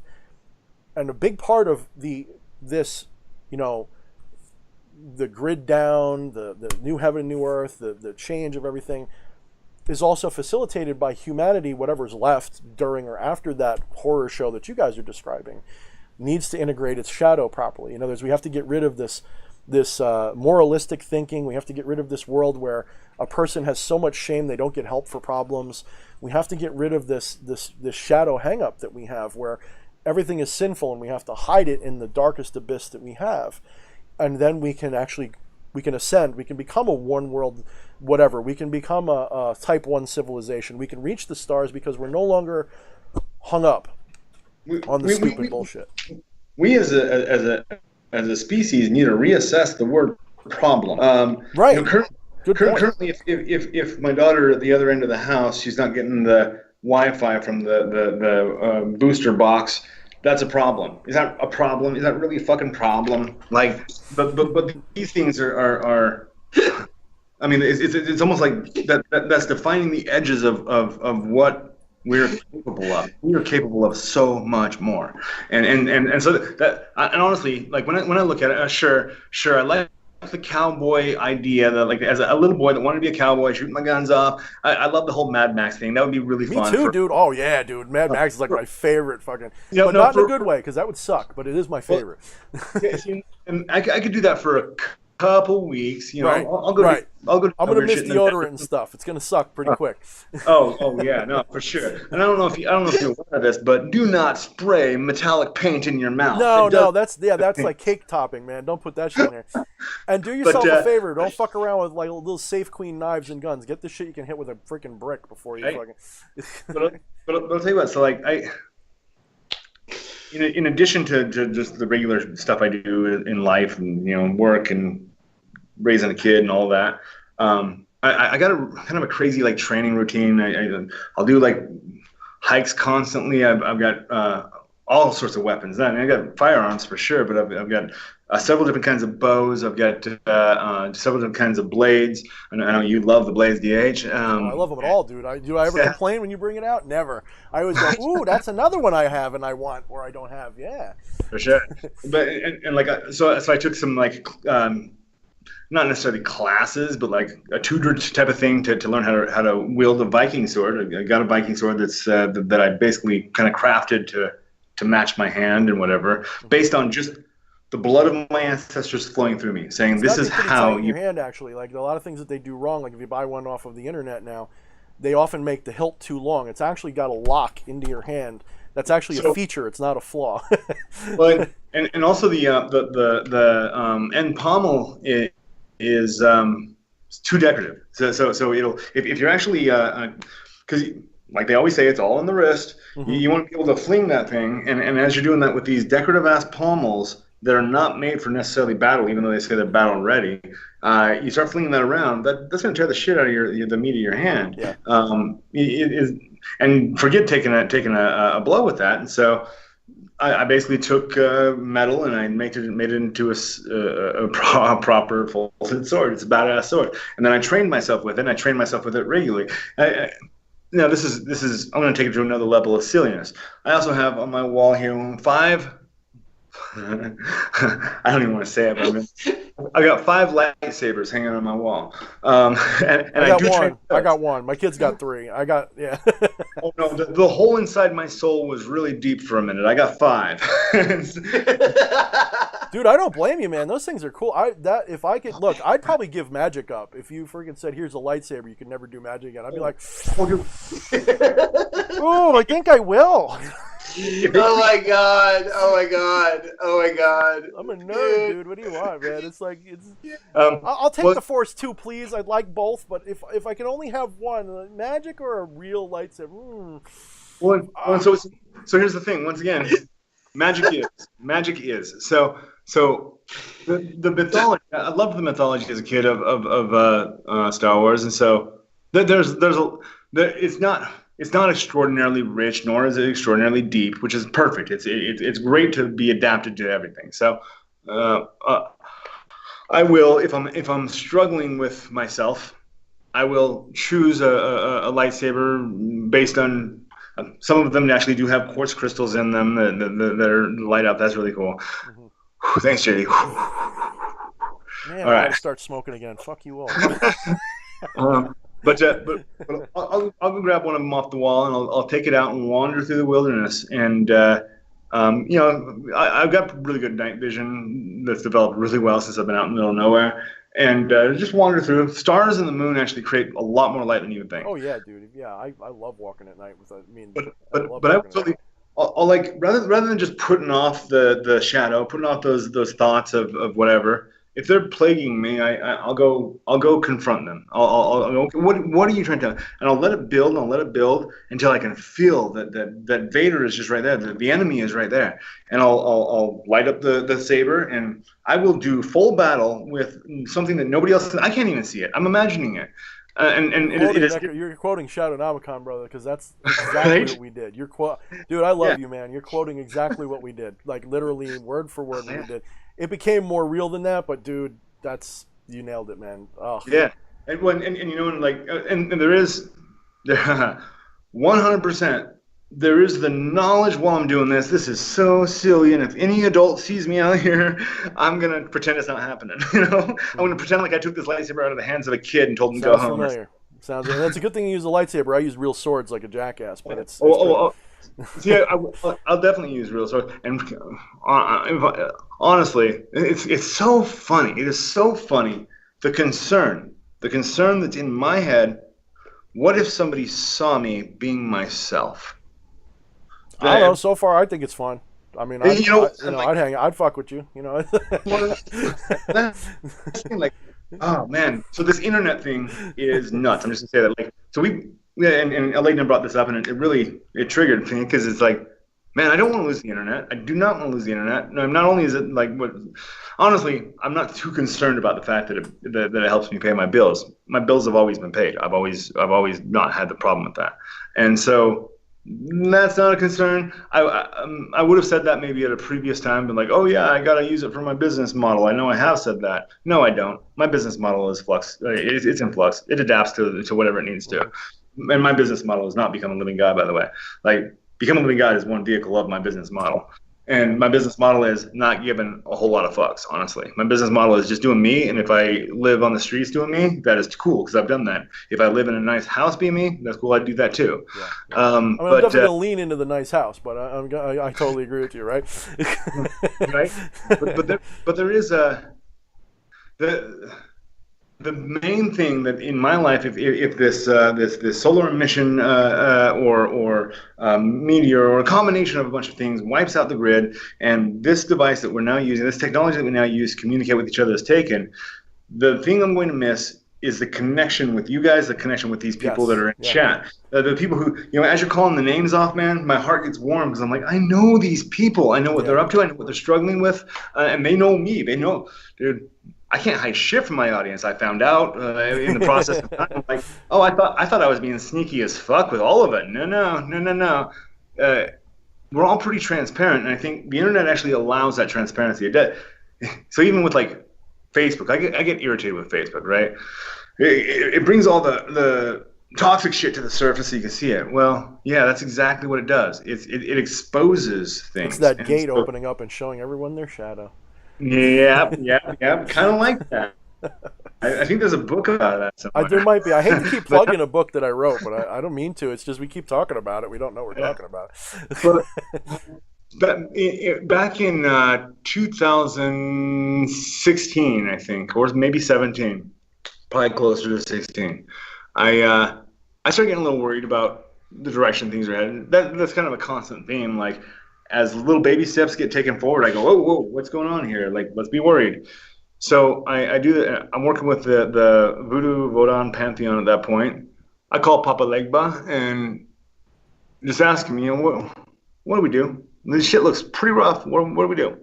And well, first I ask, what is the thing that's trying to destroy us or enslave us? What is this thing so we can fight it? And he gives me the word Vadir, Vadir. Never heard that word before. Look it up. It took me a while of researching it. It only occurs in one language, and in that language, that word means enemy. So thanks for like what they named Vader, right? Right. That's what they named fucking hell yeah. Yeah, and I'm like, oh, you couldn't have given me like maybe a last name, Enemy Jones or something. Like, point me in the right direction so I can lob a head off. No. The enemy is an unformed enemy. It's an enemy that will always come against you. And so I go, well, what can we do then? How do we fight it? He says, find sanctuary, and if you can't find sanctuary, create it. Oh yeah. And that's why I bought the property I'm on now. I've got some acreage here, out in the middle of nowhere, very defensible area. And right now I'm trying to keep it a little covert, but in the coming days I may have to just say, hey guys, you're gonna see my flag. Let's meet up, because in either way this goes. Let's say Elon Musk is right. We get to Mars. We got the implants that connect us, and technology is the future. That sounds like a really good pipe dream. I would buy into that. I can't count on it though. So what if the other happens? What if we're back to more primitive ways of life? I would welcome the fuck out of that, but I would definitely want to have some way of reaching out to y'all and pull on. Remember what I said about the sanctuaries, about developing, finding, knowing where they are. The question is this physical? Is it both? Is it, as above, so below, right? That's the way I see it. It would be all of it. It would be all of it. So, I mean, what I think about that stuff, and I like where you're going with your thinking. The question is, how do you form something that can be trusted, not just for us, for other people that we would want to bring. And that's the difficulty. If you guys are out there listening to this, like, how do you build your sanctuary? Do you invite every fucking body? No, you can't invite every fucking body. Do you invite only a few people? Well, now you're not actually in a better spot, because I'm an evil fucker, and if I'm doing okay enough that I can be a Mad Max son of a bitch and I have my own little just walk away tribe of people of my own, okay, I'm going to look for your little fucking campfire. You might have all your little defenses and shit, but I'm going to have a bunch of hungry motherfuckers that are just going to eat your bullets until I can just storm your fence and take your shit. So just having a couple of people is not going to work. This is the principle of civilization, isn't it? This is why you form a tribe. This is why you get, and this is like what we're talking about. Creating our tribe, finding our tribe, our spiritual tribe, finding our people that we know that on a spiritual level, on a social level, on an individual level, can be part of that sanctuary, that tribe, whether it's directly coming to EA's house, which probably wouldn't be what we mean, but right? Maybe. I mean, maybe. It could be. I'm more open to it now than I was a couple years ago. Well, I mean, if you get the right people and you got the money and the guns, I mean, you can bring anybody. I'll come out there, brother. I'll help you. Fuck yeah, man. So you, JD, since you're doing the tour of the states to pick up the substances and the form of currency that you'll need, what is going to be what's going to be your metric for deciding who gets into the sanctuary and who does not? I think it's going to be my intuition, really. I mean, I think that I'm at the point now where I can feel people so fucking deeply. I'm sure that I'm gonna have to have some metrics in place where they're gonna have to kind of like prove their worth. But I really do feel like that I'm at a point now where I can feel people so fucking deeply that I kind of know who they are at a soul level right away, to an extent. And so I'm going to I'm going to really rely on that more than anything else. And if they prove me wrong, then, they're out of there. They're out of there. Like, yeah. The problem is, like, if we use intuition, which I'm good at too, I can't interview everybody. You know what I mean? I can't sit there and be like, him, not him, not him. At some point, you let in the bad people, right? So what you do is you walk around with a desert eagle in your hand, and if it's the wrong person, they just don't make it. They just disappear. Yeah, a pink cloud. It's pretty nice, actually, when it happens. That's why I bought a Taurus Judge, and that is like my go-to firearm. It shoots, 410 fucking shotgun shells in the closet right there, and that motherfucker is a beautiful fucking piece. I really recommend it. People fear a blade more than they fear a gun, in my personal experience. But that's Desert Eagle's a great fucking choice, though. It is, though, dude. A fucking old Desert Eagle, like fuck yeah. Fun gun in Counter-Strike, man. That was a fun gun in Counter-Strike. When I was like, what was I? 22 years old. I lived up in Wisconsin. It was an interesting, barren, frozen wasteland for me to go kind of finish up the last little bit of that I had to figure out for the OAA and for my final initiations in that. One of the instructions I got was it was a repeated instruction. I kept coming back to the masters that I was learning from, and I'm like, how do I open this final gate? What do I have to do to open this gate? They said, well, first off, you need to understand you are the gate. The gate is not in front of you. It's not below you. You are the gate. And so how do you open the gate? You have to sacrifice everything that you can sacrifice. Everything that you can sacrifice needs to be sacrificed. And I'm like, okay, well, obviously that means somebody else. So who do I sacrifice? Okay, well, if you're going to see it in that way, we'll give you the sight. You have the sight now. So just look at people and you'll know everything you need to know. And this is exactly what JD was talking about. I was riding the city bus at the time. You do know. You really do know. I mean, it's not a question. It's not even quite. I just meant in a matter of numbers games. Once you get into the hundreds and thousands, you can't do that so easily. But I can do it. A leg knight brought something. I think it was a leg knight again.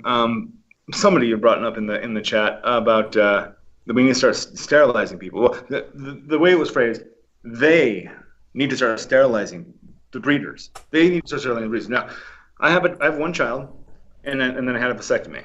Me too, brother. I'm part of that club. Yeah, because any change you want to make in the world, you have to first make with yourself. I do think that we got to check out the population and maybe do something about that. So I'm going to take the action I can take to make sure that I don't reproduce any more than my beautiful, amazing daughter. And so. Oh, okay. Oh, okay. A private note there. Oh well. I guess we saw that coming. Yeah. Intuition, baby. That was intuition right there. Yeah. That was a while back. That was a good 20 minutes ago or so. Yeah, we got. I was like, wow, she went really fine. Dude, so here's the thing. Oh man, in real life, on video, whatever the case is, I'm not good at keeping secrets. I'm not good at lying about shit. And so I've kind of come to the point of just being like, fucking just pull your covers, pull your sheets. If somebody sees shit that they don't like, that's on them. And if you get in trouble, then whatever. How bad can trouble really be? Well, apparently not that bad, because know, if you're doing what's right, when I say what's right, I'm not talking about moralistic bullshit. I'm saying if you're doing what's right and you're following your path, if you're following what you are, you're going to have people come up against you, and you're going to, like the song, you're going to cut them down with the back of your hand. They're not going to matter to you. You're going to, they might burn you. They might, like, the crisis I just went through fucking hurt my heart pretty bad. People were saying shit about me that's not fucking true at all. But they have to, and I don't want to talk about it more than that because we're not at war right now. But, you've got to be able to just say, fuck it, I don't need this crap. The problem is when you're this little guy and you get attacked by the big guy, what do you fucking do? I got a friend in the comments, New Ned Love. This is the dude I know personally pretty good. And he loves karambits and he loves asymmetric warfare, and this dude's been in the sandbox and everything else, and he talks to me about it. And when you're the little guy, what do you fucking do? Well, number one, you don't pick fucking fights you can't win.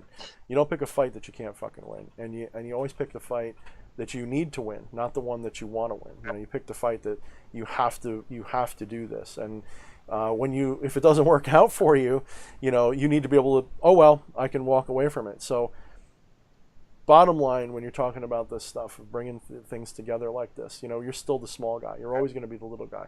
You know, you're always, so you got to be smarter than the others. You got to be faster than them. You got to be able to move, and you got to be able to not give a shit if they do X, Y, and Z. And like you said, when you get one that doesn't belong, pow, goodbye. I'm not giving my resources to you. I think you have to be able to, when you're going to engage the enemy, you have to be able to outnumber them 3-1 in every way, with resources and with like brute fucking strength. You know, if you can't do that, at least situationally, not maybe the whole time, but you know, pick them off so they're by themselves and there's 3 or 4 of you. And now that's fucked up, because when I was growing up, that's how most fights would start. I'm a big dude, so it was 1 or 2 against me a lot of the time. You know, it was very often when it would happen. So what I did was, even as a big dude, I wasn't stupid.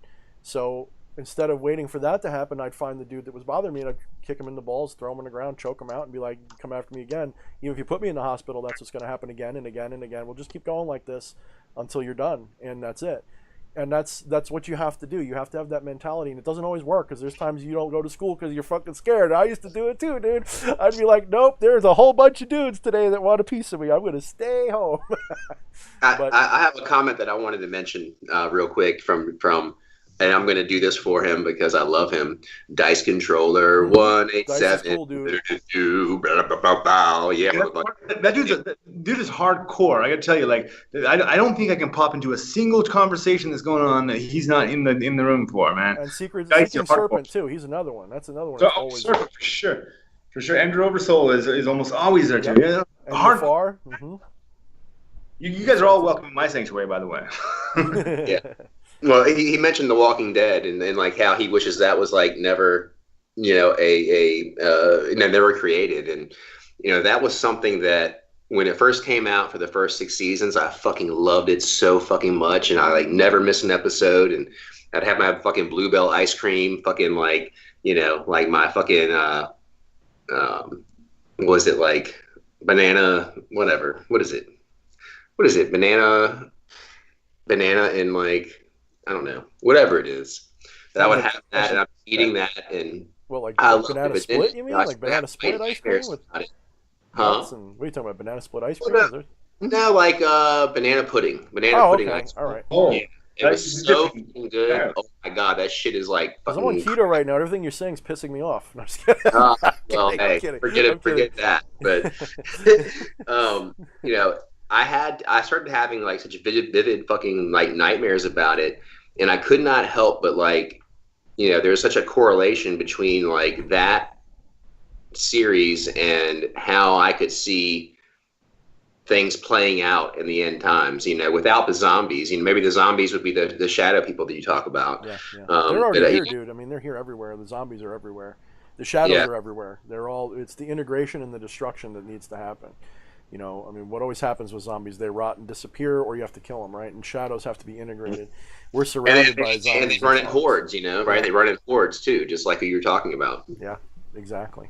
I mean, I could see the reality of it, and that's when I had to, like, abandon that series altogether. And I have not watched a single episode since season 6, and it just, you know, I started to just get, like, sick from watching it, you know? And I could just, like, see that, like, wow, like, this could, like, truly be our reality someday. And it's not a world that I want to live in, but it's a world that I could see us. Well, let's be honest, JD, man. Go to the right place in the world. They already live that way. I mean, that's the fucked up thing about our post-apocalypse movie. Like, I'm watching Book of Eli. I'm like, go to fucking Kosovo. Go to fucking, you know. Oh, dude, fuck that right now. Go to Los Angeles. Go to L.A.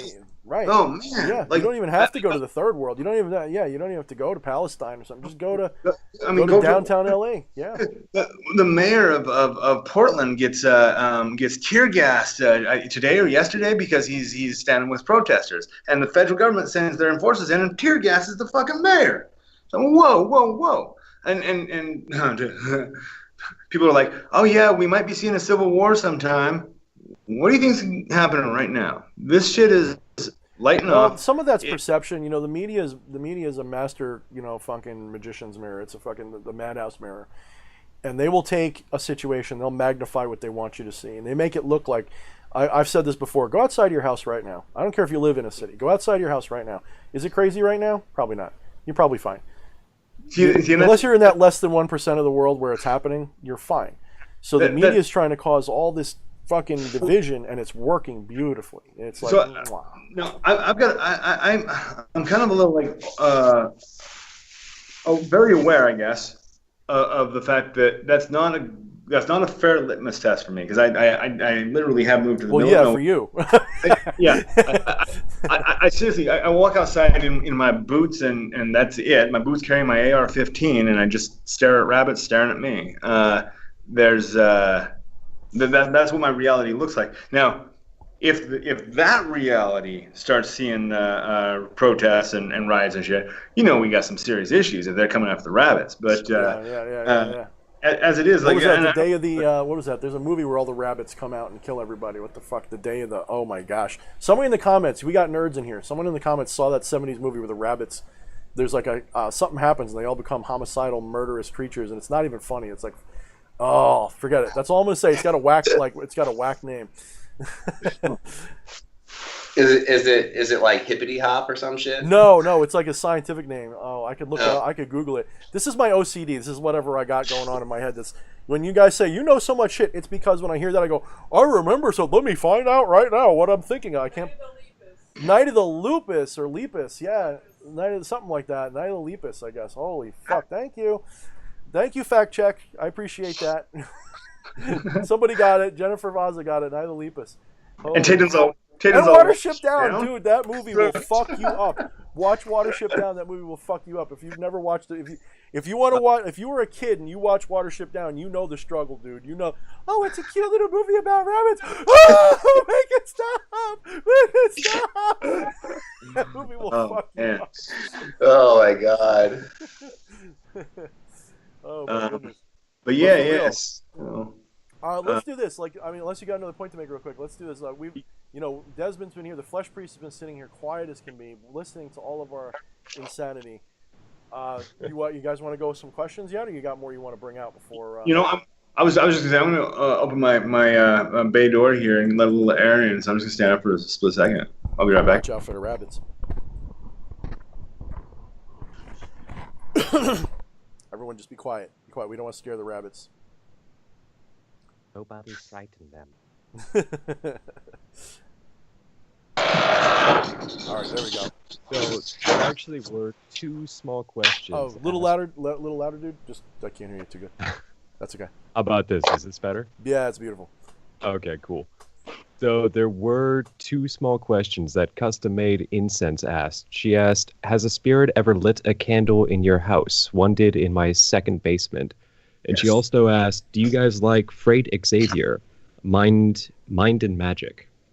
Yeah.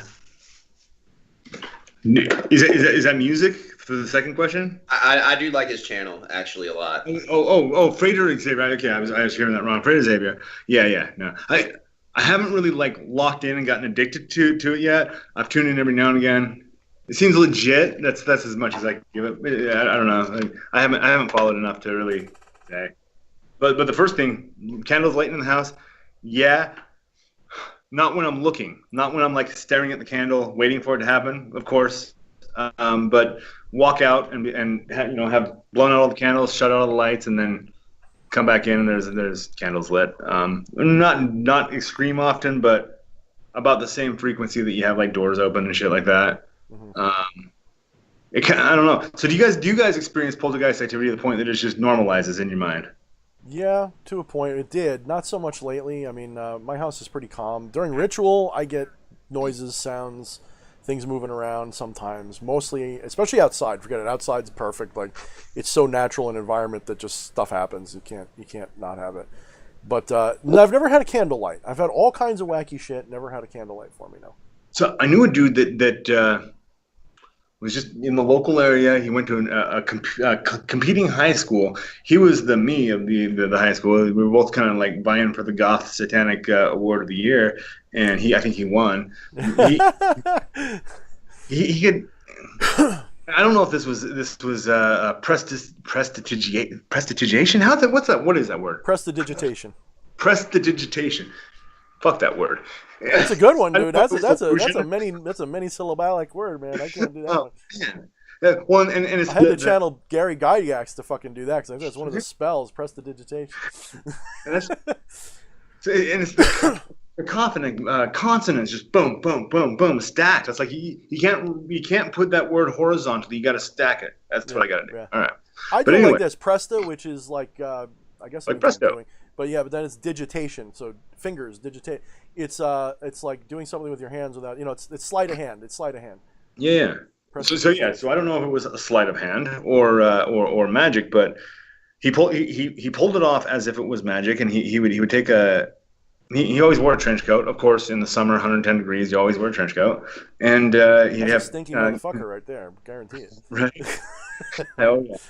Oh no! All goths in the desert are stinky for sure, dude. My leather pants were so sick, dude. So I mean, they were cool, but they were also fucking sick. But yeah, he'd carry a candle in his pocket almost at all times. It seemed he'd pop down just like at any fast food place I was working at was the first time I saw this. But I also saw him do it a few other times at like a Denny's diner and whatever. He'd just bust the candle out, unlit. Usually he had the same girlfriend for a while. They'd sit across the table and hold hands, and they'd both gaze at the unlit wick and start chanting something, and boom, it would burst into flames. And when I finally got to know this fella enough to ask him any questions, I was like, well, you got to teach me that. And he's like, teach you what? I'm like, yeah, how do you light the candle? He's all, I don't light candles. I'm like, oh no, I've seen you fucking do that, man. You got to show me how. And he's all, if you put your mind at anything, and you just chip away at that one thing, you're gonna get it.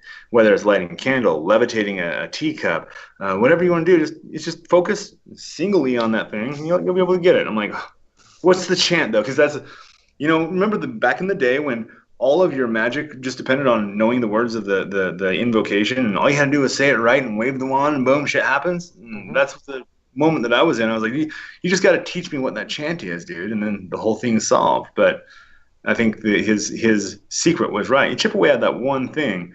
You can light a candle, but you probably don't have much else going on in your life. I don't know. Good point. Yeah, that's a good point. Or it was what you thought it was. I mean, I won't get into the whole right now because I think we want to get to more questions. But I mean, I like to be a little rational with my magic. I don't like to say it couldn't happen because I wasn't there. And I don't like to say I haven't seen things that were equal to or weirder than that, or done things that I'd consider on that level. Maybe not that, but weird ass shit. So I'm not saying no. I'm just saying probably not. And weird ass. And here's the big thing that tips me off. Okay, this is probably a sleight of hand, for lack of a better word. But that's a manifestation of magic in its own way, if you think about it. Sure. Magic is. I mean, it really. Right. Yeah. Exactly. I mean, it's. I put in a thing I said the other day, I could levitate this thing. Why do that when I can just reach out with my hand? How much more energy does it take to levitate my phone with my brain versus just got it? Now it's levitating in my hand. Why would the universe do it the hard way when it can do it the easiest way possible? And lighting that candle with your brain's the hard way.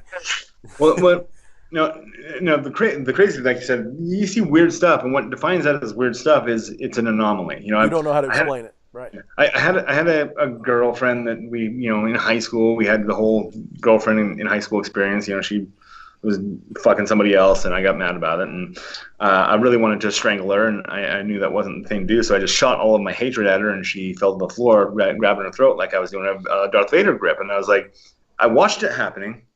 And she looks at me after she recovers herself. She's like, "Why would you do that to me?" And she whatever. And I'm like, "Oh, this is like not only do I think I did that to her, but she thinks that too." Whoa! And then of course I'm going, "Okay, let's do that again." That girl over there, nothing happens. And not since that day have I ever been able to get that shit to happen because I'm wanting it. I'm attached to it. And because it is by nature anomalous. Now, if I'm carrying around a candle and I know that I can just put that candle on the table and make it light, That's not an anomaly. That's not weird. That's preparation. There's something going on there. Which is fine. I mean, I know that my wall is normally just this green, and all of the shit that happens in my studio is all just spiritual phenomena.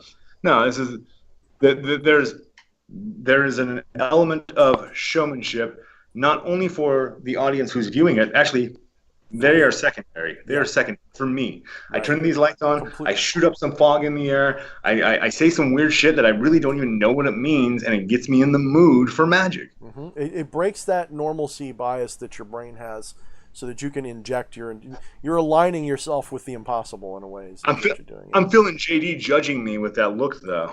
Well, we didn't let him answer the question, too. JD, did you candle go off in your house? I'm not judging you at all. No, in fact, I'm going to say he's talking too much. Like, you and I are fucking just sitting here in silence. It's so good right now. Like, no, I'm not judging anyone. This has been my own shadow coming out. So what's your thoughts on the whole, all of it, dude? Prestidigitation and the whole thing? I mean, I used to do that a lot. Like, I used to be obsessed with, like, sexually stimulating women energetically, like, everywhere I go. And just thinking about it, and they go, huh? That was thinking about it, but, like, energetically, trying to do that. And, like, and I could do it, and I would, like, watch them kind of, like, squirm in their seat and, like, try to kind of, like, run away from it because they'd be like, what the fuck is happening? And I'd be like, oh, yeah, like, I'm doing it. Like, fuck yeah. And I used to, like, go to the mall and just people watch, and I would, like, focus in on a certain woman, and I would do it. And I would do, like, little experiments with it, like, there would be certain women that I could not do it to. And just women? Just women? Yeah, just women, yeah. Because I found that, like, I had to be sexually attracted to them to be able to do it. And so it was like, I found that I was like, women that I was not sexually attracted to, it typically wouldn't happen. There were so few cases where I could, and it became like a total obsession. And I think that, like you were saying, I became so attached to it that I lost the ability to be able to do that in the way that I used to be able to. Because, like, I could do it from, like, 30 feet away. And, I would, like, find myself. In a way, that's a form of sexual vampirism using psi. I mean, it's kind of like that because, you're getting that oomph off of it. I mean, you got to put, like, the secret to good psi vampirism is you don't just suck. You got to blow, too. You got to make that channel work. You got to make that circuit. Yeah. So you're creating a circuit, and that's what you're doing, dude, whether you realize it or not. I don't know if you know that. That's almost like... It. Yeah. It was like my favorite thing to do in the world, Are you visualizing, like, the sex organs and stuff, and, like, visualizing yourself in Yeah, I would... Oh, my God. Hold on. Yeah. For any children in the room, I would please ask that you get your parents' permission to go to bed and turn this off. Go ahead, Jamie. So what I would visualize would be like, so I wrote about this a little bit in the Compendium of Asmodeus. I didn't elaborate on it like I should have, but I mentioned it a little bit. But I found that, like, you have to make everything larger than life. Like, I would envision like this, like, humongous, like, huge fucking cock, like, going into them, and it had to be big. It had to be, like, way bigger than could I ever fucking fit inside of them in order for it to fucking work. If I just, like, envisioned, like, your typical size cock, like, it wouldn't work. It had to be, like, fucking huge. And everything that I did had to be, like, so much larger than life in order to do it. And, like 2 years ago, I was, like, really good at this. And that explains a lot of the phallic symbols from a lot of cultures. But go on. Yeah. To interject as well, I had one of my mentors, a really useful mentor, that I was getting frustrated because I'm like, oh man, it takes so much effort to lose weight, to gain muscle, to get on a good life, anything you want to accomplish. Wow, God, why can't it just be easy to do the things that are good for you? And he goes, it's just one of those things that you observe that in order to get decent results, you got to put forth good effort. In order to get good results, put great effort. If you want to get great results, you got to put inhuman effort. And if there is almost a scaling down of the product by the result, or by the effort put in. So that actually kind of makes sense with the energetic, visualization of a giant cock. Yeah. I love you, JD. I love we're having this conversation, man. Fuck yeah, dude. Hell yeah, man. Flesh Priest, I think this is your cue. Yeah. I'm Oh sure my I don't know what you're insinuating. Yeah. Bad dragon, boy. Don't be a bad dragon over there. What are you talking about? You bad dragon. Whoa. We don't know who this guy is, though, so he's kind of a creeper. He's a weirdo. He just kind of joined us. He said, Thorne, could you use a voice? Yeah. I'll be right back. I have to get some more drink, dude. All right, like, cool, man. I have Cool. to because this is empty and People this are is taking not bets how fun. long we're going to go tonight. I have no fucking clue myself. I don't really have a schedule. I don't give a fuck, dude. Only thing I have to do tomorrow is like pack my bags and go get on a fucking plane.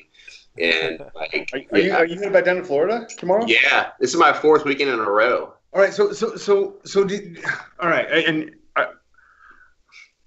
I've done ayahuasca only a couple times, and I've never done it with a shaman. I've done it like in my living room in south of the border, somewhere where it's legal, and it's a lot. It's a lot, and when you're saturating yourself, like after it's done, and it's actually after I come back to myself, I'm so clear. I'm ready to just go do shit. And I feel good about shit, but the experience itself is so heavy. Like, are you feeling saturated and weighted down by it at all, or Oh no, I'm feeling like totally fucking liberated by it, and like so ready to just come back and like do everything that is for like my highest and best good.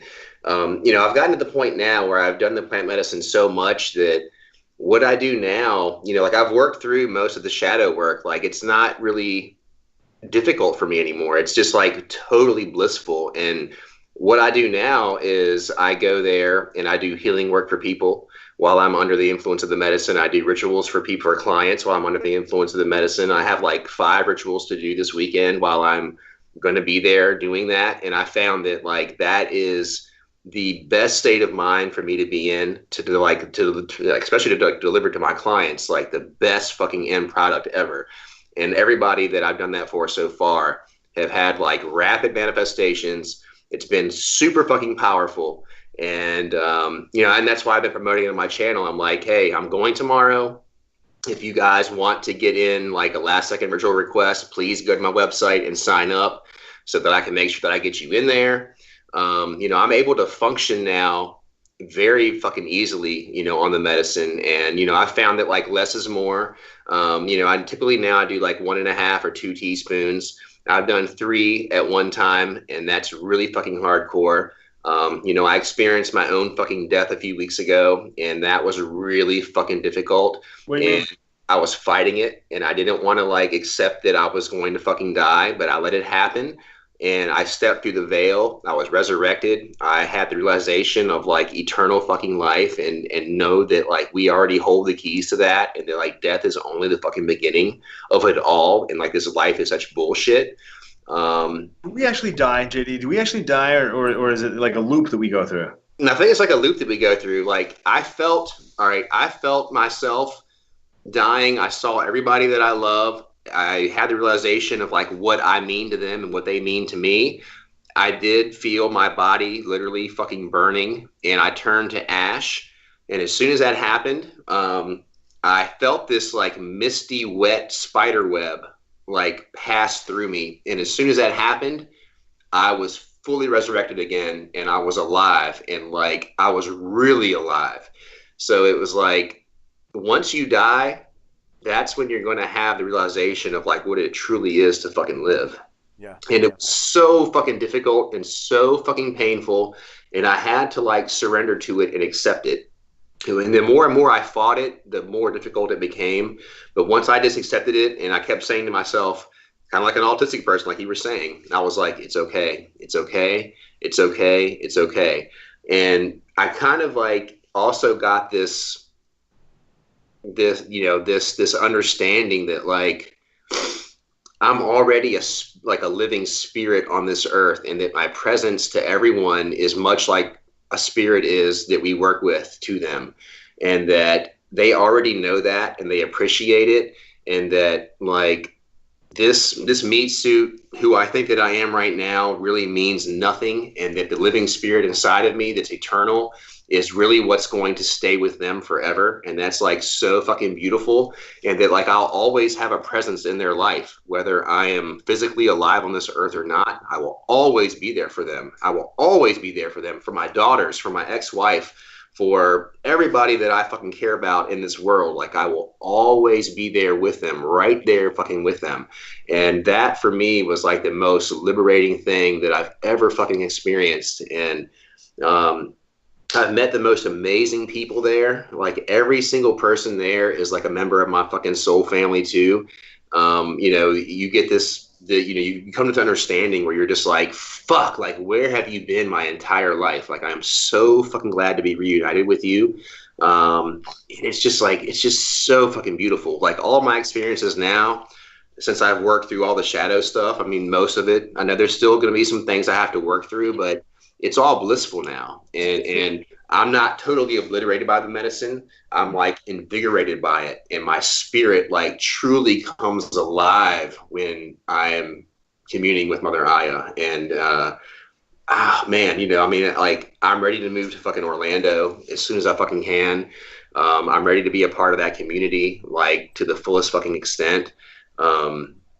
You know, I want to be there as much as I can so badly because I want to help people to get through this experience and to like really integrate everything into their lives to make their lives better. You know, and I can't help but feel that like when I go to do that, I'm not just going and doing that for me. I'm doing that for the world. Like I'm healing the world when I go to do this. But more importantly, I'm like healing my ancestors. Like all the trauma from my ancestors are in my DNA. And when I'm doing this healing work for myself, I'm actually healing all of my fucking lineage, in both fucking directions. Like I'm helping to heal the trauma that's in my daughters. I'm helping to heal the trauma that's in my fucking ex-wife. I'm helping to heal the trauma that's in, you know, my ancestors, like 10 fucking generations down the line. And it's so fulfilling that there's just nothing better. Like I fucking love it so much. There's a this is a conversation I've had a few times in the last couple of weeks actually with people is when I think about, so for instance, when I'm not talking to both of you and I'm just thinking about you, I'm not actually thinking about you. I'm thinking about the residual image of you, the subjective egregore I've created of who you are, and that's just static. Like, you know, I've not seen either of you in the same situations that your lovers or your children have seen you in, and so they know you in a way that I can't yet. You know, and so I've got a really two-dimensional image of who you guys are, and I kind of project that into, you know, how I see you as people. It's not the full-rounded you; it's the you as it appears to me, based on the reality that the relationship we have, and so that is like an egregore form. Now, and specifically, this has come up. My girlfriend asked me what I think about Crowley, and what if we were to call Crowley in a necromantic ritual, and ask him to teach us some things. Right? She goes, I bet he's sick of, you know, being brought up from his rest in the underworld. I go, no. When you call Crowley in that way, you're not calling the eternal soul of the person that inhabited that body. You're calling on like the residual echo of that does hold all the information that he held in life. You can tap into that, but it's not the person. And so I wonder, I mean, and I don't mean to take away from healing the world and healing everybody.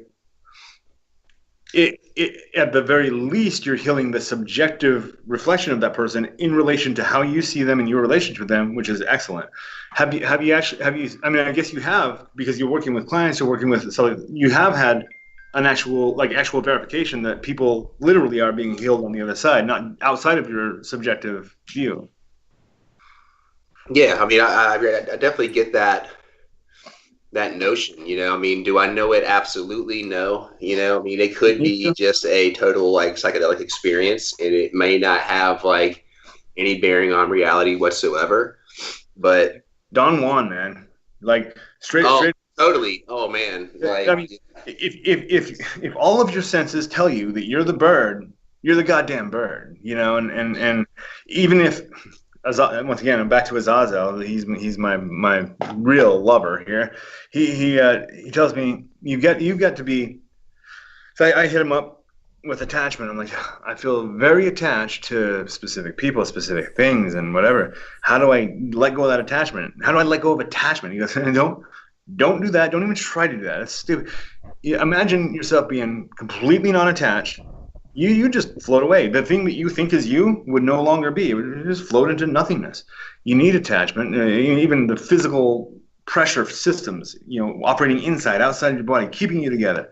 You need attachment, but you're attached to too many things. Narrow your attachment down to the one thing, and that is, who do I want to become? Lock that in. That's your attachment. Work towards that. Everything else can just whatever. It does whatever it does.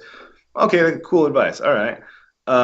But he follows that up by saying, the reality, you have to become more invested in the reality that you want to create than you are in the reality that's being presented to you. And so, the subjective can definitely overwrite the objective. Now, does that just happen in your worldview and everybody else is going, dude, JD's going crazy? Okay. Yeah, I mean, I have definitely found that I really feel that it has had like a real world impact on the people that I'm closest to, like especially my daughters. Like they look at me now with this glimmer in their eye that they never fucking had, and I haven't done anything to like warrant that other than going and communing with other Aya in the way that I have. So I do feel that like I have helped them to release some things and let go of some things that were definitely burdening them a great deal. And I've had like these past life experiences that I don't know that they were mine. I think they were like my ancestors' experiences and their trauma. And I was like actually helping them to unburden themselves from that. And, when they were like not able to do that in life. And so for me, it's just like so fucking beautiful. And I'm just like so honored that I can do that for them. It's just, I've never been able to really express myself and to feel and love so fucking deeply, that since I have started this journey, this soul quest, if you will. And for me, and that's why I want like so many people to experience this, because I really feel like from a magical standpoint, from a shamanic standpoint, it's really like a rite of initiation. It really is. And it really just brings you into the fullness of everything. It connects you to this earth so fucking deeply. And I never realized fully like the connection that we have to the living spirit of Mother Earth, how powerful that is as a magician, and like what that truly means to you, and like the depths that goes to, like I really feel like that without this, I would not be who I am right now. There's no fucking way. Yeah, it's profound as fuck. Yeah. If I could break in here real quick, Mike's World had a super chat here. He asked, any tips on how to initiate an astral attack for educational purposes? Asking for a friend. For a friend, of course. So I'll hit on this one, and I'll start it out and see where it goes.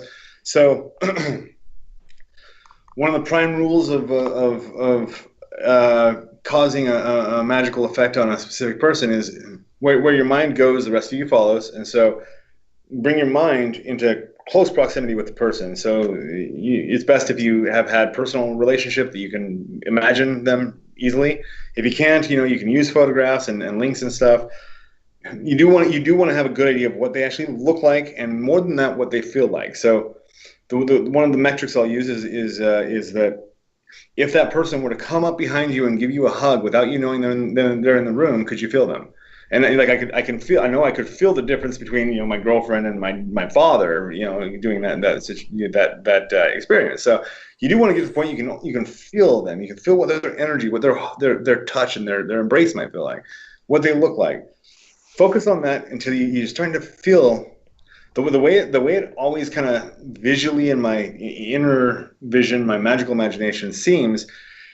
is like I'm no longer even in the room I'm in. I'm with that person, and I'm like floating as a spectral body, just viewing them. I'm just like a half of a face looking at them, and from that close point, then this is the bitch about baneful magic, and this is what Crowley meant when he said that when you evoke spirits of baneful magic or of maleficence, that you're actually you're stimulating the part of your brain and part of your being that corresponds to compassion, because you have to get into a compassionate link where you're feeling what that person feels. You're feeling the good they feel, you're feeling the bad they feel, the guilt and the shame and the hopes and the dreams, all of it.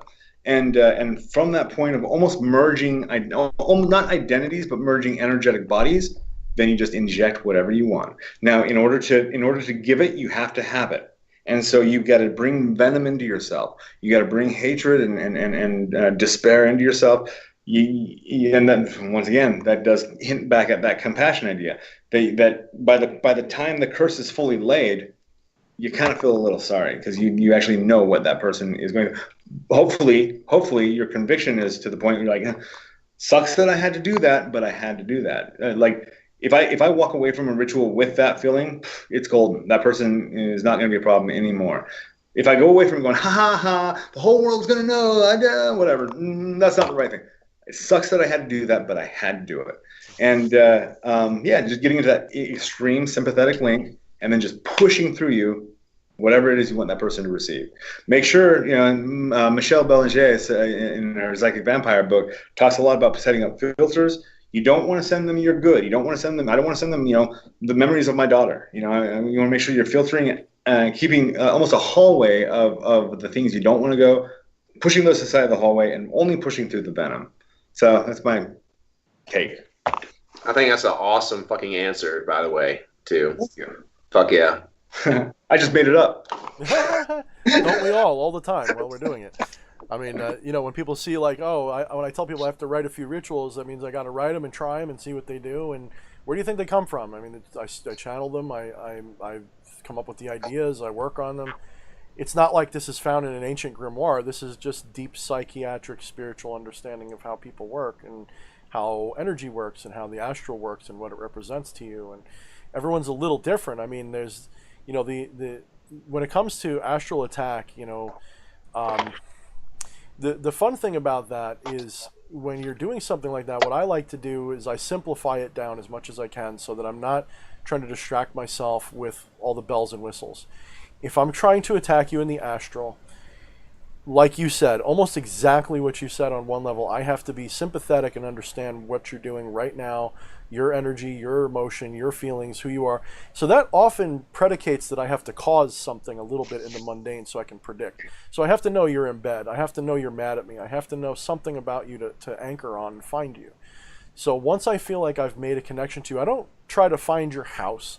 I'm not trying to find you in a physical space. I'm trying to find you in the astral sense, which is the world of forms. It doesn't have dimension. It's ideas, right? So I'm trying to find you in that place that doesn't have distance.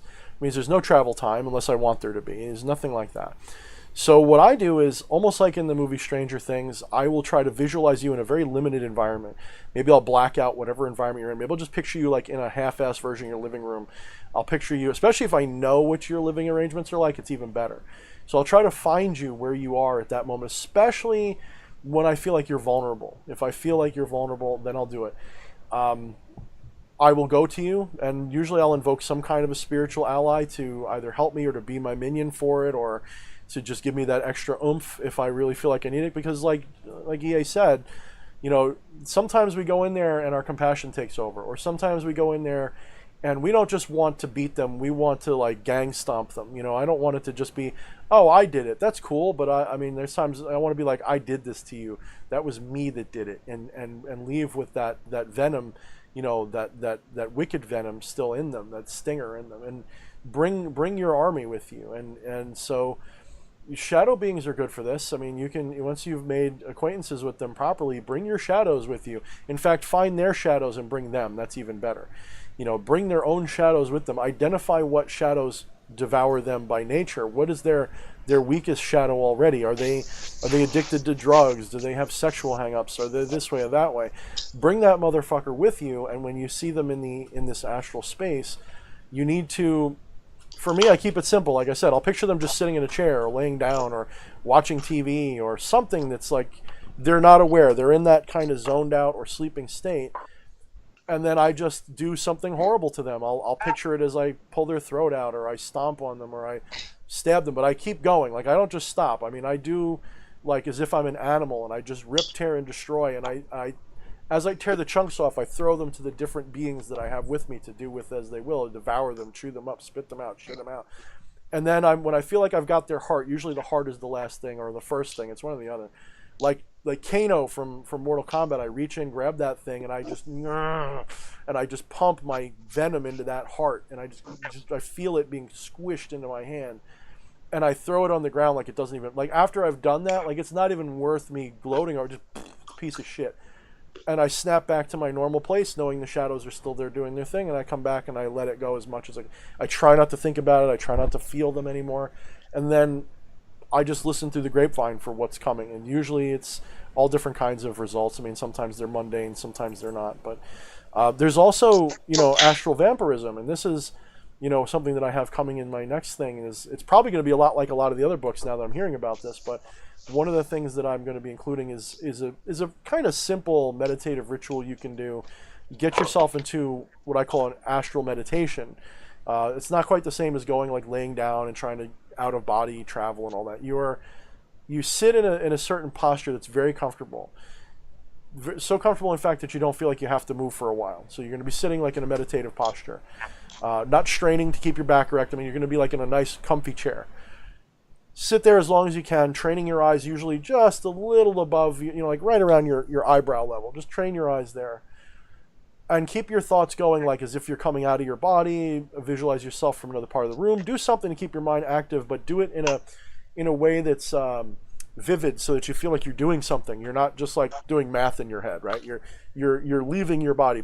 You're roping. You're pulling the rope. You're pulling yourself up out, and just sit there as long as you can, unmoving, and enter that gazing state in your mind, right?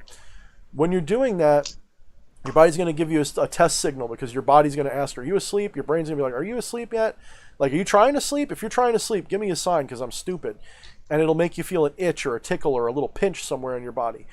You have to ignore that, like when your parents would say, don't scratch your poison ivy, because it's going to be one of the most intense itches you've ever felt, one of the most intense pinches you've ever felt. Ignore that. Within a few moments after that passes, you will either visually see, depending upon what your thought process and imagination's like, or you will just start going into the equivalent of like an acid trip without the acid, without the vividness. It'll be less vivid than, say, a full-on psychedelic trip.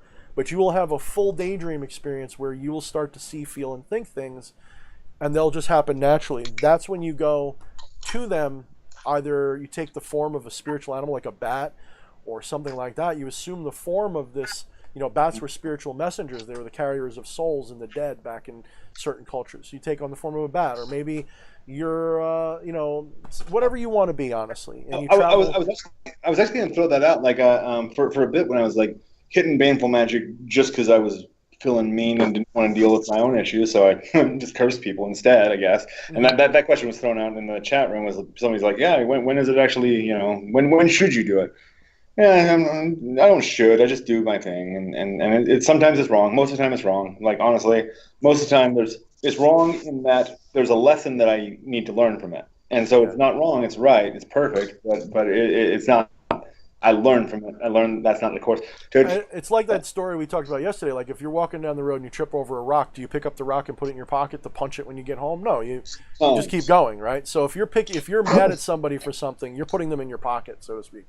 If you're mad at so you have to identify, is this, to me, I think this way, are they a threat right now? Are they a problem right now?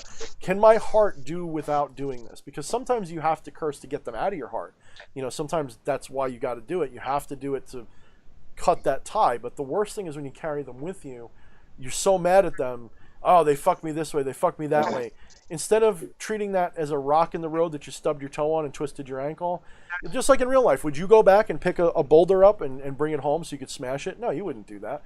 So why do you do that to people that are no longer your problem? And so I try to make sure that that's part of that non-attachment principle. You gotta. Otherwise, they're controlling you. They're causing you in a way to do it, to not be in control. You're not in control when you let that happen. So, still, no judgment if you do, but it's just my perspective. I would avoid that when I can. Still do it though. Still do it. Yeah.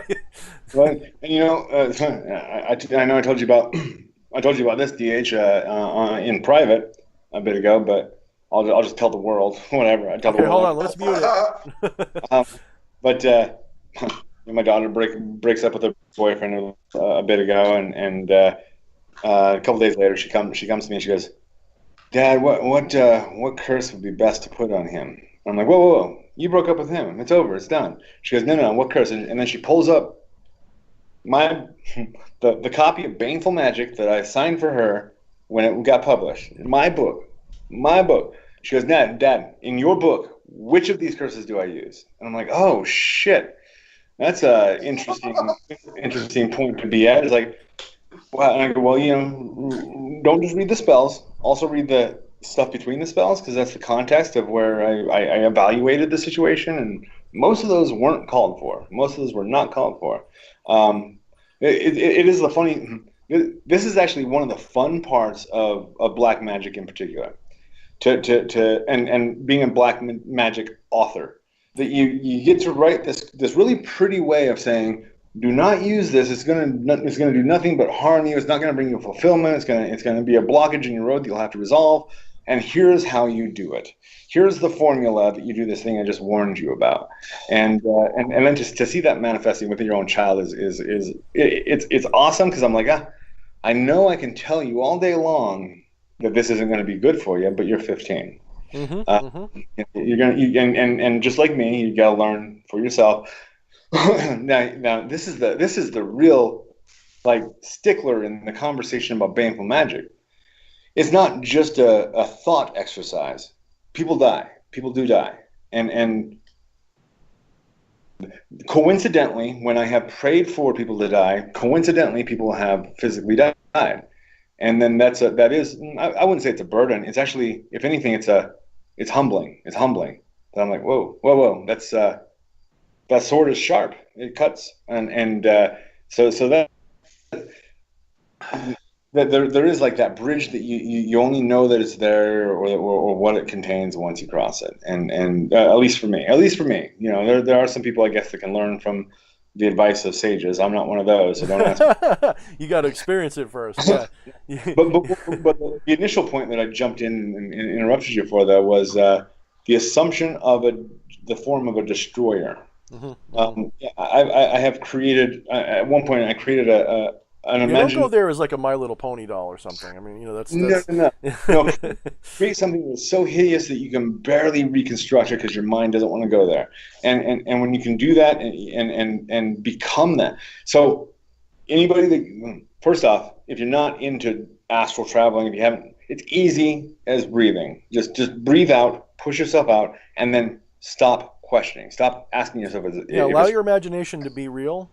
At first, it will just be that, but then give it a little while and do this a bunch, and you're gonna go, no, I felt something. I know you'll shift over. It does, you know, it may not even be vivid, but you'll know it's real. You have to build up to critical mass. So you start out usually with just your imagination. It's a mental travel. Sometimes maybe you're just imagining it at first. Yep. But then you build and build and build, and it does develop a critical mass where all of a sudden you're looking back at your body going, oh fuck. And absolutely, it is as real, if not more real, than things we experience in this physical plane. And so just do it. And then when you're in the astral or in your imagination, understand that you can change things instantly by your thought. And so one of the first exercises I did for this was to create a lotus flower in my palm. So I just held my astral palm out and just imagined it. There it was. Oh, wow, that was so easy. On the physical plane, it takes a lot more time and effort, not on the other planes. And so if you can do that with nothing and turn the nothing into a lotus flower, see what you can do with your body. I had this crazy fucking journey once where I go into this place that is on the astral plane that I just pop into there, just doing like a random travel, not having any objective. I end up in this like cavern area where there are dwarves that are holding chipping away at the walls with pickaxes, extracting rubies out of the walls, and not like whatever raw ruby is, but like fully polished rubies out of the walls. I'm like, oh, that's cool. What are you guys doing? And as soon as they know I'm there, they all start rumbling and trying, gathering around me and trying to not necessarily attack me, but at least scare me off. I'm like, okay, well, and I do start getting scared. I start getting worried about the situation. What if all the things people told me could happen when you're astral traveling? I go back to my body and these elves have taken it over, or dwarves or whatever have taken it. Oh no! And then once again, Daniel in the Lion's Den, relax, calm down, get your heart rate down, stop fucking worrying. Panicking never ever helps. And so get myself out of the panic state and go, okay, I can create a lotus in my hand, because that's all I had done at that point, was create lotuses and other things to see if I could. I'm like, okay, let's see what I can do. Astral body of light, I've heard about that, all right. So I imagine that to the point that I start glowing. I'm like, okay, if I can glow, can I grow? Okay, perfect. Boom. Right? JD's all over it. Yeah. What was that, brother? I think that was something spicy. It was some sacred snuff, some Babasana sacred snuff. Yeah. Let me jump in, Desmond. I want you to finish that thought. Desmond, just curious, how many questions do we have lined up that we have not? Just curious, like, can you count them all, or is it like several screens, or what do we got? Go on, Desmond. I don't want to count them all. I've got quite a few. I could bust them out if you want me to. Let's let JD finish that thought. So you were saying the sacred snuff. So you busted that out, and that's kicking ass. What is that? Oh, yeah. It's fucking beautiful, man. Yeah, I got my Karipe here, and that's like your applicator. So the only time I've done that, I had the shaman blowing one end up my nose. So when you do it, what do you do? Yeah, this is like a self-applicator right here. So this is like it's a Tipe that I have one of those too, that I would like administer that for somebody else, but a Kripe or a Tempe. This is a Kripe. This right here you would use yourself. So you would take your sacred snuff and put that in your hand right here. What makes the sacred snuff different from the Copenhagen snuff? Like, what's the? This is all natural. It has sacred tobacco in it that has no chemicals. There's other ingredients in it, like a lot of these have like some eucalyptus and some like mint, things like that in it. They all have like a different property, and they all kind of do different things. Hold on one second. Ew. Yeah, so it's a little gross in that regard. JD's human. Yes, ew, Yeah, humans, so ew, take a yucky, little bit ew. right here, and put that a little bit in the palm of your hand. I'm gonna do a little bit more right now. So I've just got like a little like pea-sized little bit in my hand. Take your Kripe right here and pull it towards your heart. It's not kosher just to chalk that up into a line, is it? I mean, you could. Okay. Get rid of the rest of the excess. You have to do both nostrils because you have to balance your female and your feminine and your masculine energy. I always honor it first. And put the long piece of the shaft in your nose here, and then you blow into the other end. Oh wow. Yeah. Yeah. So good. And then I'll do the other nostril now. Yeah, when the shaman did that, it was I felt really light and really clear. Yeah, it's really good for meditation because it like quiets down all the chatter, makes you feel just like very relaxed and very like grounded and present in the moment. I fucking love it. Yeah, it's fucking good. It's good shit. I've got 4 different varieties. And anybody that wants to get some, and if you want to get, your own applicator, your own Kripe, you can go to sacredsnuff.com. I can put that in the chat right now.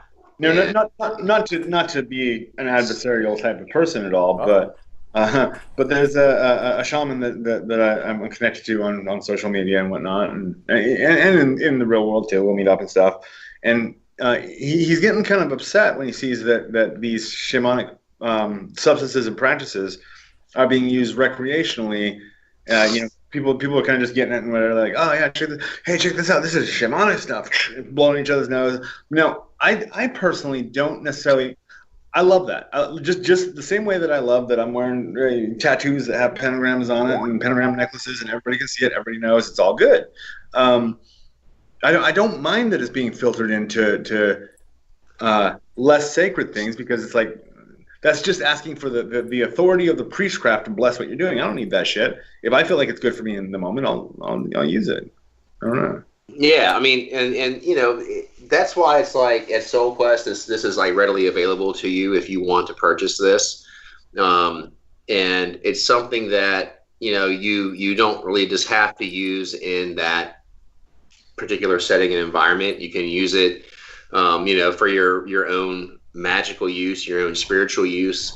And I do it just to kind of like ground myself. I tried to put this in the chat, but I couldn't do it for some reason. I put it in the regular chat. Yeah, you're cool. Oh, you did? Okay, sweet. Yeah, when we're done with this, hopefully someone reminds me when the video's up a little bit. I'll put it in one of the pinned comments at the top too. So. And, I don't really do it. If I'm doing like a podcast, I'll do some. If I'm doing a meditation, I'll do some. If I'm doing like getting ready to do like a magic operation, I'll do some. It's not something that I do just like all day, every day, all the time. But I really do enjoy it a lot. And it really does kind of help to like bring me back to the present moment. And I think that's like what I really get out of this is like being able to be present in the moment and not have my head like floating off somewhere else and my thoughts like floating off somewhere else. It like really brings me back to like center and like where I need to be, and to like be able to like be present in this moment and to like really be able to like engage with everybody. Yeah. So and there's the thought that and mind you, I'll adopt various views of things, just experience different perspectives, I guess. But so sometimes I'll go through my back to center can sometimes be complete sobriety. Just cut up everything for a minimum 3 months, sometimes a year or more, and just get back to what my body naturally does when I'm drinking a lot of water, eating healthy food, and not taking any. See now I was just about to inject the very thing that fucks up that whole idea, because I was going to say, without taking anything into my body that alters my state, not possible.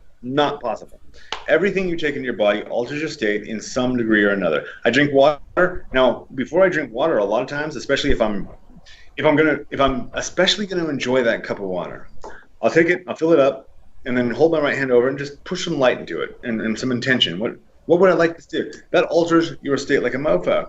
A cup of coffee in the morning alters your state. If you're doing a pre-workout, that alters your state. If I eat a steak alters my state like not beyond just the protein and all that. The spirit of the animal comes into me.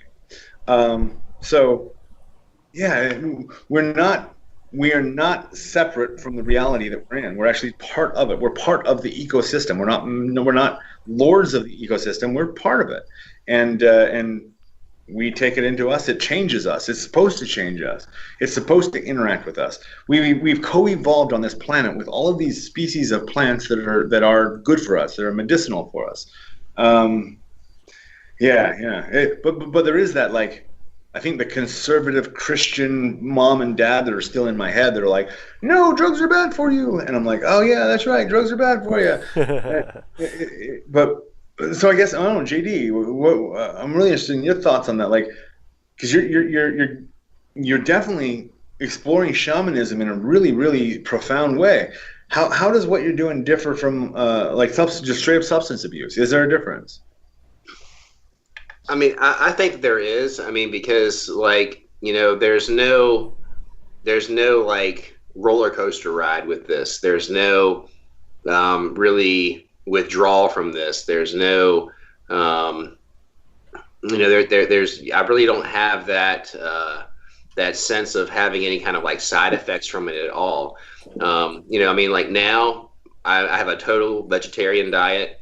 I eat only whole fucking foods. Like the only thing that I really eat now is like black beans, red beans, pinto beans, garbanzo beans. I eat a lot of curry. I eat some rice. Dude, you get I eat all all fresh vegetables. You know, I'm like really getting that life force energy from like everything that I eat.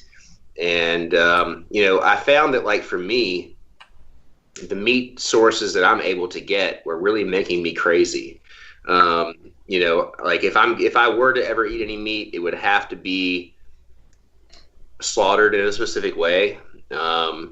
You know, like, but I don't think I could ever do it again. You know, I mean, like, you know, when you've done ayahuasca as many times as I have, there's just like no way that I could ever eat an animal again. And I'm not saying that anybody is bad for doing that at all. I mean, I fucking used to be the biggest carnivore in this fucking world, but I've actually been able to, like, you know, just from beans, get the protein that I need to build muscle. Like, I really believed for the longest time that you had to eat, like, you know, flesh. You had to eat protein in order to put on muscle. But I found that, like, that's not true at all. You know, you can get the protein that you need from plant-based sources. I've been doing, just to chip in real quick, I've been doing a lot of intermittent fasting, you know, doing like 14-hour stretches between dinner, breakfast and dinner almost daily, and then hitting 18 to 24 hours, you know, a couple times a week sometimes. And it's spectacular. I love it. It does make me feel lighter. It clears my energy. Yeah. It helps me maintain weight, which is, so what I'm used to for my weight maintenance is like, getting spun off my ass and dropping down to like skin and bones and then getting chubby again, you know. But intermittent fasting is actually perfect for me to be able to. Yeah, absolutely. But it's amazing because like I had a belief that I had to conquer, which is that you need. I mean, if you're not getting 3 meals a day, you're suffering. But you can get by with 2. No, you can get by with none a day. You can get by with eating. You go in a couple of days without eating. It's not only is it not bad for your body, it's actually pretty good for your body and your mind and your spirit. But it's like the cultural belief of that revolves around consumption is ridiculous. That you got to be constantly consuming in order to put on muscle or order to have the lifestyle you want. None of that is really true. Yeah. Yeah. Doug, Absolutely. I think we had a super float by before that we didn't catch. Yeah, we've got a super chat here from Nina the Mystic with that 666. Love you, Nina. She says, great show. Love the energy tonight. Balaam has spoken to me. Any advice regarding working with this demon? Oof. I've worked with him a bunch. Who wants to talk about him first? I have never worked with that demon before, Okay. so I got nothing. I've worked with him in more of a mystical than a magical way, just kind of getting to know him, finding out what his powers are, to understand that it was too much for me to want to play with. You're all you, DH. Oh, woo! All right. Okay. No, I'm just kidding. All right. So Balaam is a spirit that, you know, some people have connected him, of course, to the Baals, to the Baals from Canaan culture. But there's also a Balaam in the Bible, and the Balaam in the Bible described as a false prophet. So a seer, you know, someone who's a seer, someone who's a diviner, someone who does. They're a prophet of God, but they were a false prophet. You know, That was the guy with the donkey, right? Yes, and they knocked it out. Yeah. So in the Goetic sense, you know, Balaam is described pretty much as the biblical Balaam, and we're talking about a being that is all about divination and things relating to that. He's an exquisite spirit for those purposes. Balaam appears to me almost always in the form of, like, there's a couple different ways he's either going to look like not exactly like, but similar to that seer guy from the Vikings TV show. That dude, he's like all fucked up, and you only see, like, usually he hides his face, you just see his mouth. Something like that, or like a floating eyeball. Other times it's that dude, but instead of him seeing your face, he's got a big softball-sized eye in his hand, and it's always dripping with like flesh. And I know that's my own heavy metal, you know, fucking. This is what this demon needs to look like and represent what he's talking about. So it's not that, but go with the symbolism. Okay, go with the symbolism of the eye, the seer, the sage of the tribe. See that guy. Now, he was the spirit that the experiences I had with him. Hopefully this will help you connect. I mean, I did a video about him, I believe. If I haven't, I need to. I don't know what the fuck's stopping me. I should have done one. Is there a Sauron connection there with the eye? What's that? Is there like a Sauron connection with the It eye? could be. It could be. It's probably something with my own, symbolism that I'm pulling out and just going, yeah, he'd be an eye because he sees. Now, in my book, even, your crystal ball and become the maelstrom, the ritual I described for creating a crystal ball. You're creating the demon eye, and it's Balaam's demon eye. You're using Balaam to empower the crystal ball to use for scrying and divination. So that could be part of it too, because I've always associated him with the crystal ball scrying more than anything. Not tarot so much, not that he can't, but I've always envisioned him as a seer, as the word seeing comes to mind so much. Now, in the Bible, he's a false prophet. He gets everything wrong. He's like, deluded and shit, and then angels come, and he's sort of like a mixed character, if I remember correctly. He was wrong, but he also was doing God's will. It was weird. So his work with me was, I was meditating, and I felt this presence next to me. I saw like this darkness in my vision, which I don't see much. It's not really visual that I see things. It's more, I know they're there, but I actually saw darkness like waft over my vision. I'm like, okay, something's here. I felt the presence and the pressure, and I started talking to it, and I had this incredible gnosis from him that what we're seeing in the astral is a creation of our own physicality. The astral doesn't actually have vivid anything. It's gnosis, it's experience, it's knowledge, it's a form without a substance. You cannot, when you see something there, that's your imagination and your memory overlaying what's there, so that you have something to grab onto with your limited human mind. But what's actually there is much different.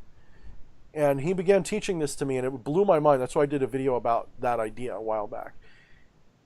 He then was also featuring prominently in one of my future books, which will come out. I gotta stop writing, about the infernal realms. It's almost like my answer to Dante's Inferno for left-hand path occultists instead of Christians. He was a major part of that. He was a guide for that. So advice for working with him. Honestly, knowledge of that should get you where you need to go. If you resonate with those elements, what I'm saying to you, I would dedicate a crystal ball or some sort of stone to him that's good for psychic insight, labradorite, quartz, any of those kinds of things that are good for scrying. Obsidian balls are pretty good for that. So dedicate a ball to him that you feel really resonates with that seeing eye mentality. When you're trying to work with him, for offerings, he's never asked for a single thing. A lot of people are like, what do you offer him? How do you do that? It's not a machine, guys. These are spirits that if they want to work with you, it won't even matter if you offer them anything half the time. But if you want to be nice to him, the offering is always for the benefit of the person who's offering rather than the receiver. Yeah, to a point. I mean, let's not forget that, like, in my experience, one of the greatest offerings you can give to a spirit is to trust them, invoke them into you, and then partake in the offering yourself. So whatever you're giving to them, because they don't have that vivid experience anymore.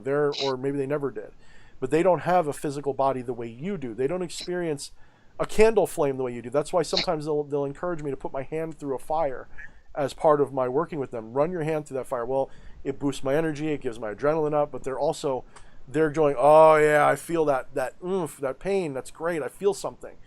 So that's a good way to do an offering. He's very general. I mean, I would probably say frankincense and myrrh, old-timey, incenses probably go a long way with him.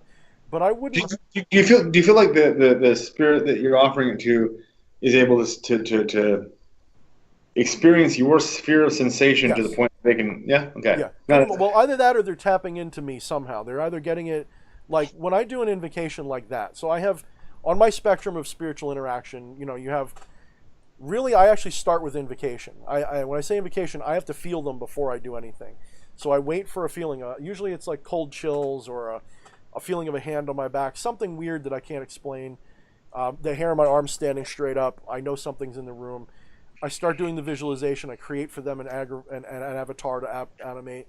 If they refuse that, I just listen and I just work with what I get. So you have your evocation, which is that external. Then you bring it more and more inward. It becomes more and more personal.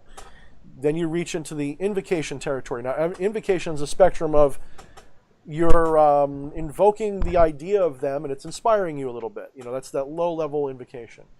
You get up towards channeling, and at that point, you're letting them not control you, but you're taking that inspiration to the next level where now you're letting them use your hand to whatever, however you're doing it. Okay, speaking, whatever, glossolalia, whatever it happens to be that you're using, whatever method.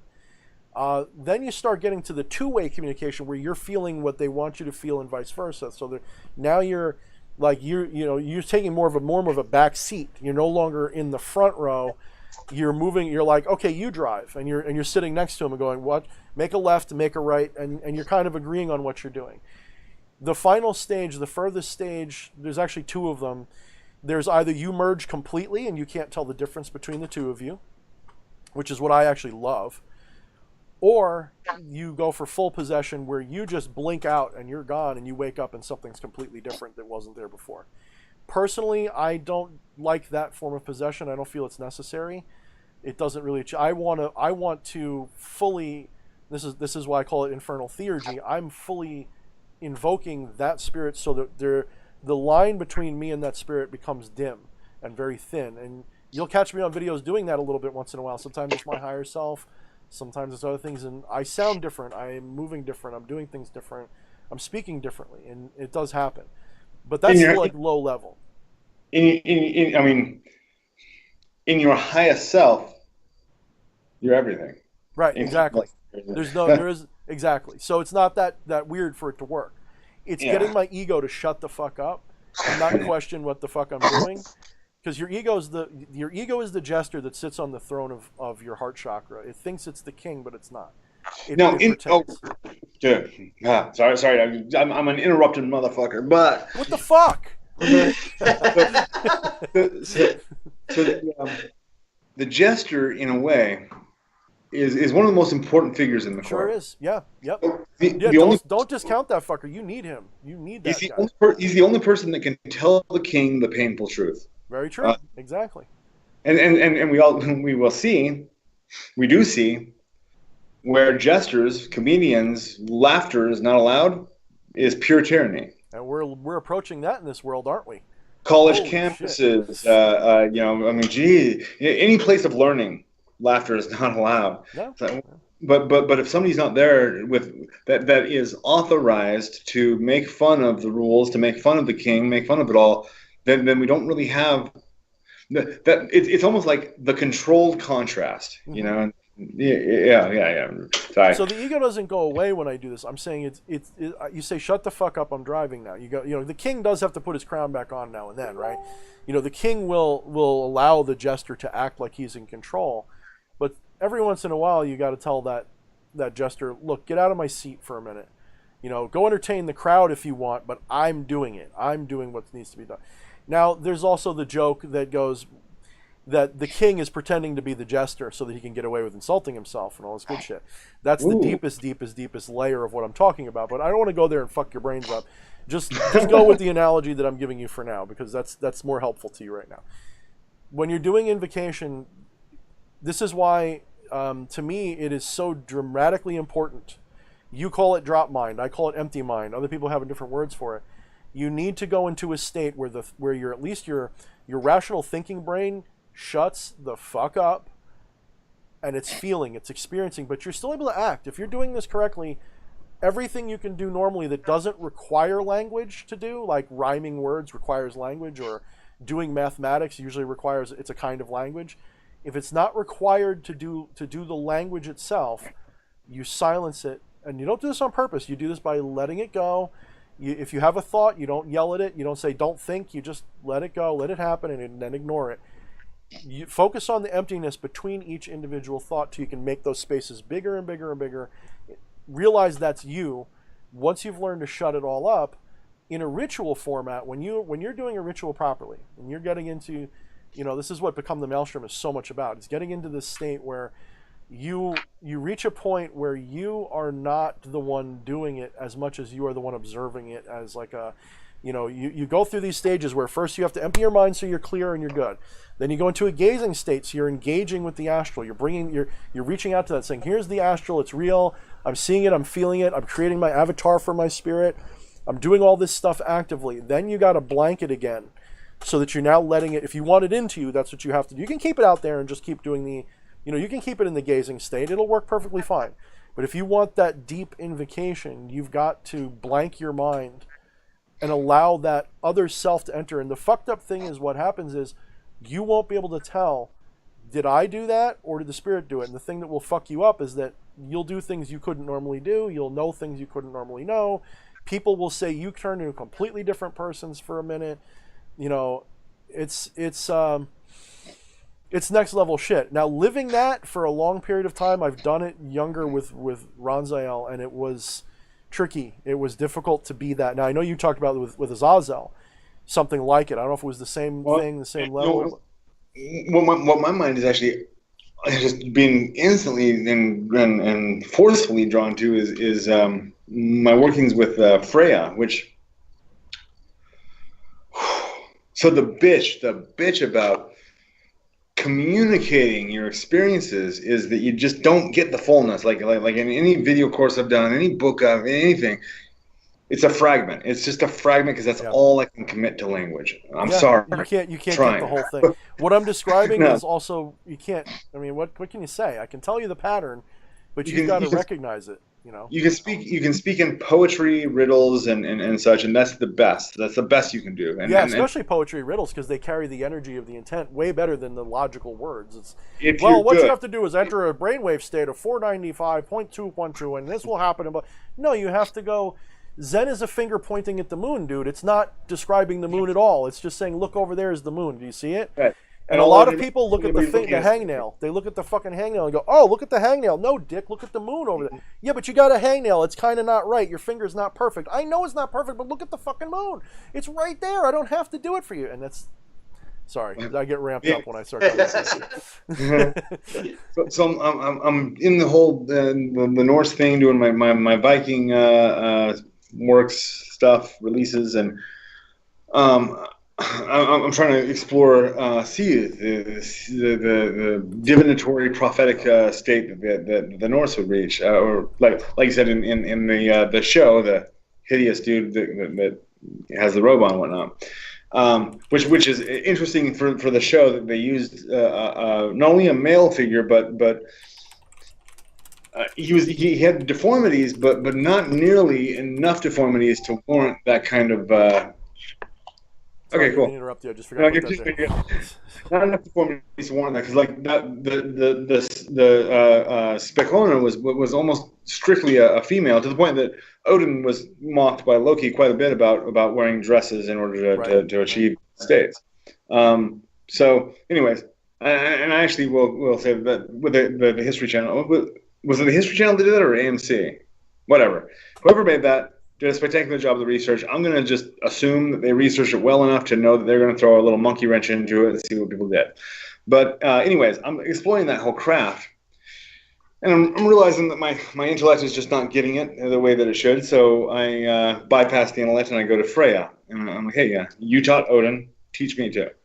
And she says, okay, well, a body in motion is much better than a body that is dead. If you're using a body that's dead or that's still, that's not moving, that means the spirit that comes in has to then move it. And it's a lot more difficult to move a dead body than it is to move a body that's alive and moving. Yeah. And so get your thoughts out of the way so much that you are no longer you. You are not also the spirit. You are not. You clear room of yourself, from yourself, to allow the other to come in. And you're doing that without words, without directed thought. You'll still have like little thoughts, specifically without words, for whatever reason. I mean, for a lot of reasons that we could go into, is really important. Astral travel, the first instruction I was ever given with astral travel, I was like 13 or 14. A girl that I would walk to actually Mormon seminary with in the mornings before school starts telling me about astral projection. She goes, all you have to do is think about where you want to go, imagine it without any words, and that's way too simple. No, that's pretty much it. If you can imagine it in purity, without thought, you drop mind, and you're there. Yeah. So. But the body emotion thing, so the dropping mind plus, like you were saying, your body we're on autopilot so much of the time through our day, and we're like, oh yeah, I've got to focus. I'm driving. No, you really don't. Driving is. Let's talk about driving for a second. Well, I was Driving going to is. fuck with your head before you get into that. If you really want me to fuck with your head, if you do an empty mind, no mind meditation, I'm pretty sure scientists' studies have shown when people do that, their brain's still acting like they're thinking, but they're not aware of those thoughts. So what's happening? You know, so it's just like with your driving. You're still experiencing the driving, but you're not aware of the little doobie dabs you're doing. I think it's your conscious awareness pulling back from the mechanical part of what you're doing, and just letting it run. I have to wonder at that. Are those better drivers? Probably, because they're not thinking about so much stuff. Like, do you think I don't think. I mean, I'm not the best driver. I don't drive that much, but I know when I'm driving well, I'm not going in 4 feet, 3 feet, 2 feet, 1 feet. No, I just go. So when I'm doing archery, my preferred bug. Archery. Oh yeah, I know what you're gonna say. Beautiful, beautiful correlation. Beautiful. Yeah, my preferred bow is my 55-pound recurve, and so I'll get that, pull it, and if I'm thinking too much. You need to feel it. Stop thinking. Stop wondering. Stop worrying if you're going to hit the target. Pull it and feel it, and see it before it hits.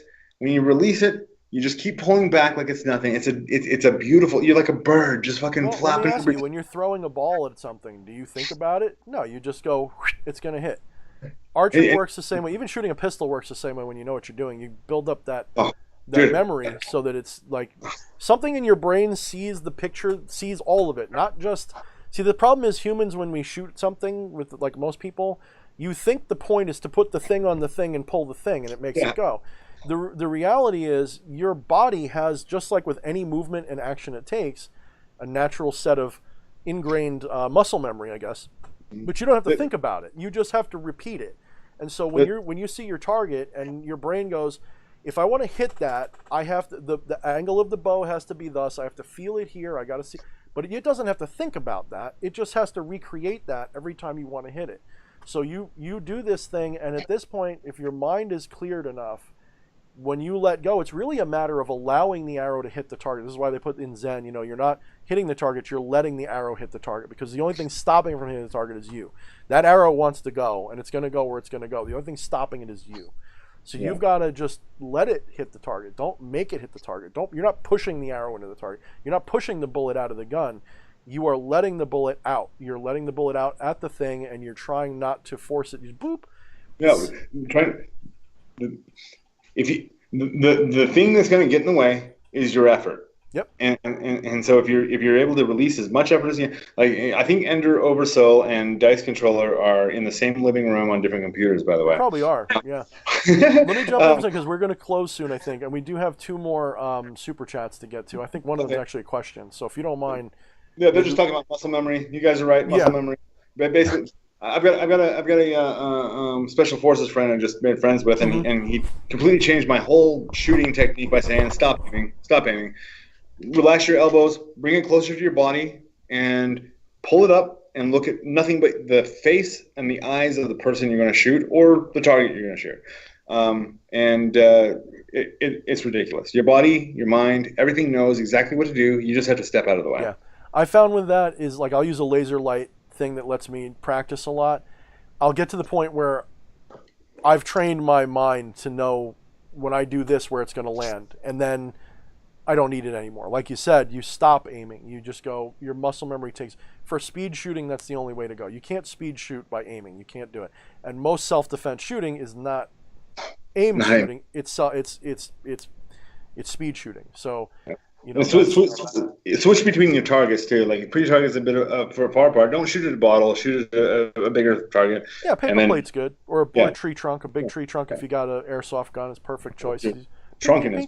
Yeah, double tap, double tap, double tap, double tap, double tap. Once you get 10 out of 10, honestly, at close range, I wouldn't be happy with anything less. When you can do double tap, double tap, double tap, you're good. I mean, it takes me like 5 minutes to get back into that practice if I haven't shot in a while. But anyway, yeah. Super. Good idea. I guess Dia's checking off for the night. She's awesome, fucking awesome. Oh yeah. There are so many amazing people that I'll tell you what, like, before I really really got to know people that are in the community that I serve, I didn't have much hope for humanity. Like honestly, most people are just fucking sheep that I would like to see burn. But then I start seeing these people who are supposed to be like we're supposed to be evil, dark, twisted people. No, these are some of the best people I've ever known in my life. Yeah, So yeah. thanks, guys. Oh, dude, everybody in here, like you said, most of these people, you guys have supported me since I started. A lot of you guys, and I know they supported you, and I know they supported JD. A lot of them. I wouldn't be. I think I've fallen out of the habit of thanking you guys because it's still there. My feeling of thanks is still there. I couldn't do any of this stuff without you guys. No, like literally, you guys put food on the table for my daughter. Thank you. Yeah, wow, that's a great way to put it. You guys do. So if we fuck up, it's on us, but you get to tell us. Sure. But all right, let's get to those last two supers and let's hear them. Let's hear them, Flesh Priest. Yeah. So, oh, you want Flesh Priest? Give me Flesh Priest. So, Star Ruby Corsi says, "You guys are awesome. I'm learning so much from all of you. Thank you, Star." That's Thank awesome. you. And You want to Donnie play Bra- D&D? Yeah, this is one of the greats right here. It's happening. Donnie Brasco says, "Have you heard of the snake diet? It's extreme fasting, 3+ days of fasting, in fact." Oh shit. So, oh man, I don't want to mix up his fake names. There's a fellow who does some work with Become a Living God, does some work with other stuff. He has a few fake names. I don't know if you noticed this, but we all kind of use fake names. It's kind of important, isn't Except it? for JD, motherfucker. He's You're just brave born as balls, this way. man. Yeah. He's just letting him swing out there. What, bitch? What? Right? Yeah. Wow. But anyways, awesome dude that he hit me up and was like, hey, because I mentioned doing intermittent fasting, and he's like, and I do have a barrier there where like I kind of start getting hypoglycemic concerns. I start getting a little loopy and then a little like hangry. Honestly, hangry is not real for the most part. Hangry is like you think you need something that you don't really need. It's just a belief thing. But then beyond that, there is a physiological. Your body is telling you something is wrong, but there really isn't. The snake diet or the snake juice thing, the whole thing is basically throwing a bunch of vitamins, minerals, and such into your system to reset it so your body's going, I've got what I need, even though it didn't have substance. I still got what I need. Yeah, it is cool. Well, I'm gonna do a 3-day fast in the next 90 days. That's one of my challenges to myself. Do a 3-day fast and also run 5 miles nonstop. Not at the same period though. Separate. But yeah, to do a 3-day fast, I'm gonna definitely need some snake juice in my blood. So yeah, absolutely. And thanks You know for what's that. funny? The only people who brag about their diet more than vegans and vegetarians are keto fuckers like me. Right. And I'm gonna tell you, like what you just described is like on a keto diet. As long as you're not skinny mini already, 3 days without food, you'll probably just be like, I could eat. You know, it's, There's that is something the I'm gonna mention recommendation. too that's like really fucking powerful that kind of correlates with the diet and everything else, and that is sexual abstinence and like keeping your sexual energy. that's why I told you about the onking last time, dude. I don't play that fucking game. You can. Hey, it's powerful, brother. It's powerful, man. Oh, I've been there. I just don't like it. I ain't doing it. No. And you know, I mean, I went about 25 days or so. You know, I'm not saying that I have like stuck to it absolutely because, you know, this weekend was a pretty magical experience for me.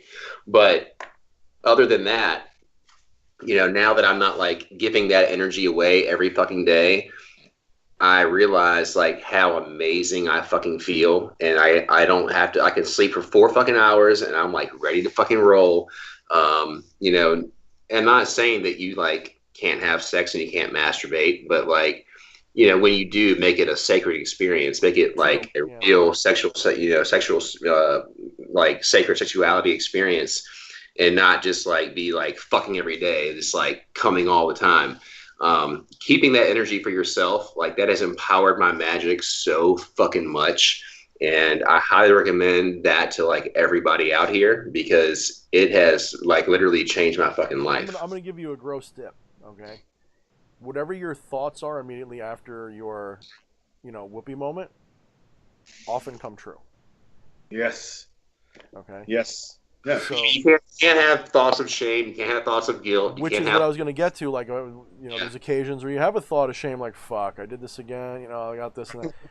And I'll think of something Right, your stupid, like bodies. I'll think of something really stupid, like, because I did this, this is going to go wrong today. 8 out of 10 times it does. If I think the other way around, if I go, this is going to be a fucking great night, boom, it's a great night. So you're making the world pregnant with your intention for sure. Oh yeah. When I was like 19, 18, 19-ish, I happened into a relationship with somebody a woman that was wonderful for a while, and she taught me some awesome things about tantra. Started out like hold your hand over a flame and feel the heat spreading through your whole body, so you're not just gathering it in one spot. Okay, cool. If you can do that to your hand, you can do that with your cock. And says let the pleasure spread throughout your body. And we call it a doing penis. Along with doing that enough with different visualizations, meditations, moving the energy around, not letting it just gather up to explode, but you're actually integrating it, results in being able to have multiple non-ejaculatory orgasm. And so you're experiencing orgasm beyond what just, you're not just blowing your load and forgetting about it.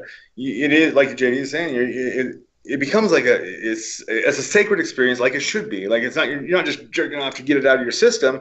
You're communing with yourself in a deep way, and that you could, at least for me, I can go for days doing that because there's no yonking technique, or what you're talking about, like once out of every 3 times, the amount of intentional things you're doing magnifies. You're like, we can't. I mean, shit happens, right? Once in a while, like, oh my god, this is fucking awesome. I got to do it. But here's one of the crazy things I saw with that I've noticed with that, and a lot of this has to do with my selection of people that are not perfect for me. Is that chicks will get really, really upset by that. Like, they're like, you didn't come. I saw you come, but you didn't come. What the fuck's going on here? I'm like, oh, no. I taught myself how to do that. Well, what? Am I just not? I'm like, no. Oh, you don't understand what level I'm on at all. Because, yeah, that could have been awesome. But for the mundane person, you can only see that video in EA's Patreon, by the way. Yes, that is the super mystery monthly video. Oh shit! Suddenly, EA makes $100 an hour, and it's just, oh man, he doesn't have to do this anymore. So my daughter says when YouTube has been going through a lot of lockdowns with what they allow and what they're cracking down on. So I told Timothy at one point, I'm like, guess it's time to go underground. Like, let's shut this above ground operation, shut it down. Let's hit the basements. And he's like, whoa. We like to make money, don't we? I'm like, well, no, I don't care. Apocalypse is coming, motherfucker. And my daughter overhears this conversation. She's all, is it time to move your whole thing over to Pornhub? What the fuck? She's all, no, really, like, they'll host anything. I'm all, yeah, I think I'd have to shed a couple pounds and tone up a bit before I can hit Pornhub, kid. Jesus. I wouldn't be opposed to putting my stuff on Pornhub, especially if I'm doing stuff where there's, Oh, but if I'm going to be Pornhub, there's I'm cranking it up a couple notches. Yeah, I mean Discord. I mean that's why I use. I haven't used it much because there's not much of an audience. But BitChute, BitChute's growing. It's censorship free. We got another super chat, so I guess we have to do another one. But whoa. Have we caught up the other ones? Yeah, we caught up the other ones. I will say I have explored some of that myself, actually, and it was really a crazy fucking experience a few years ago. And yeah, it was pretty fucking wild, actually. Like doing porn on Pornhub, or doing like but not on like on like Chatterbait. Yeah, it was fucking crazy. Oh, really? So like. I've done like private videos through Snapchat with some people before, and that was scary enough. Like, oh shit, censor. That's gonna YouTube. Oh no, but that's gotta be anxiety fucking creating, dude. For me, it would be at least. Yeah, it was pretty fucking nuts. Me and a partner of mine explored that, and it was pretty fucking crazy. But it became like a job, like anything else, I mean, you're making money on it. Yeah. Nice. Yeah. Big dick power going on, man. Yeah, it was crazy, man. It was crazy, but you know, I found that it did take away from our level of intimacy, though. You know, so you know, there was positives, there was negatives in it, but it was a cool experience, though. You know, I mean, I wouldn't change it for anything. I mean, it was pretty fucking awesome. When we did it together, it was really cool. When I did it on my own, I found that it was like a different experience, and you know, most of the people that were tuning in were guys, and you know, not that that's not a bad thing. It was just something that I just found to be a little awkward, but it was cool though. You know, I mean, it was definitely like it definitely made ends meet when I needed it, but it was something that we only did for maybe a few months. So yeah. Here's an idea. Why don't we? And this is something I shot around as a joke with a friend of mine privately. We'll get to that super chat maybe after this comment. Maybe the three of us should get together and create on Pornhub a sigil charging channel where literally it's whatever your kink is with binaural beats and shit that you can listen to while you're fucking, you know, getting yourself to the position of letting your send off happen, and it's all fucking extra. I saw that look KOETTING had. That was a probably charged $9.95. Where this was going. I'm like, you know what? We own this together. I will share it with you. Oh God. I'm seeing your symbol of the triangle up here, and I'm like, can we get in that? I don't know, man. That's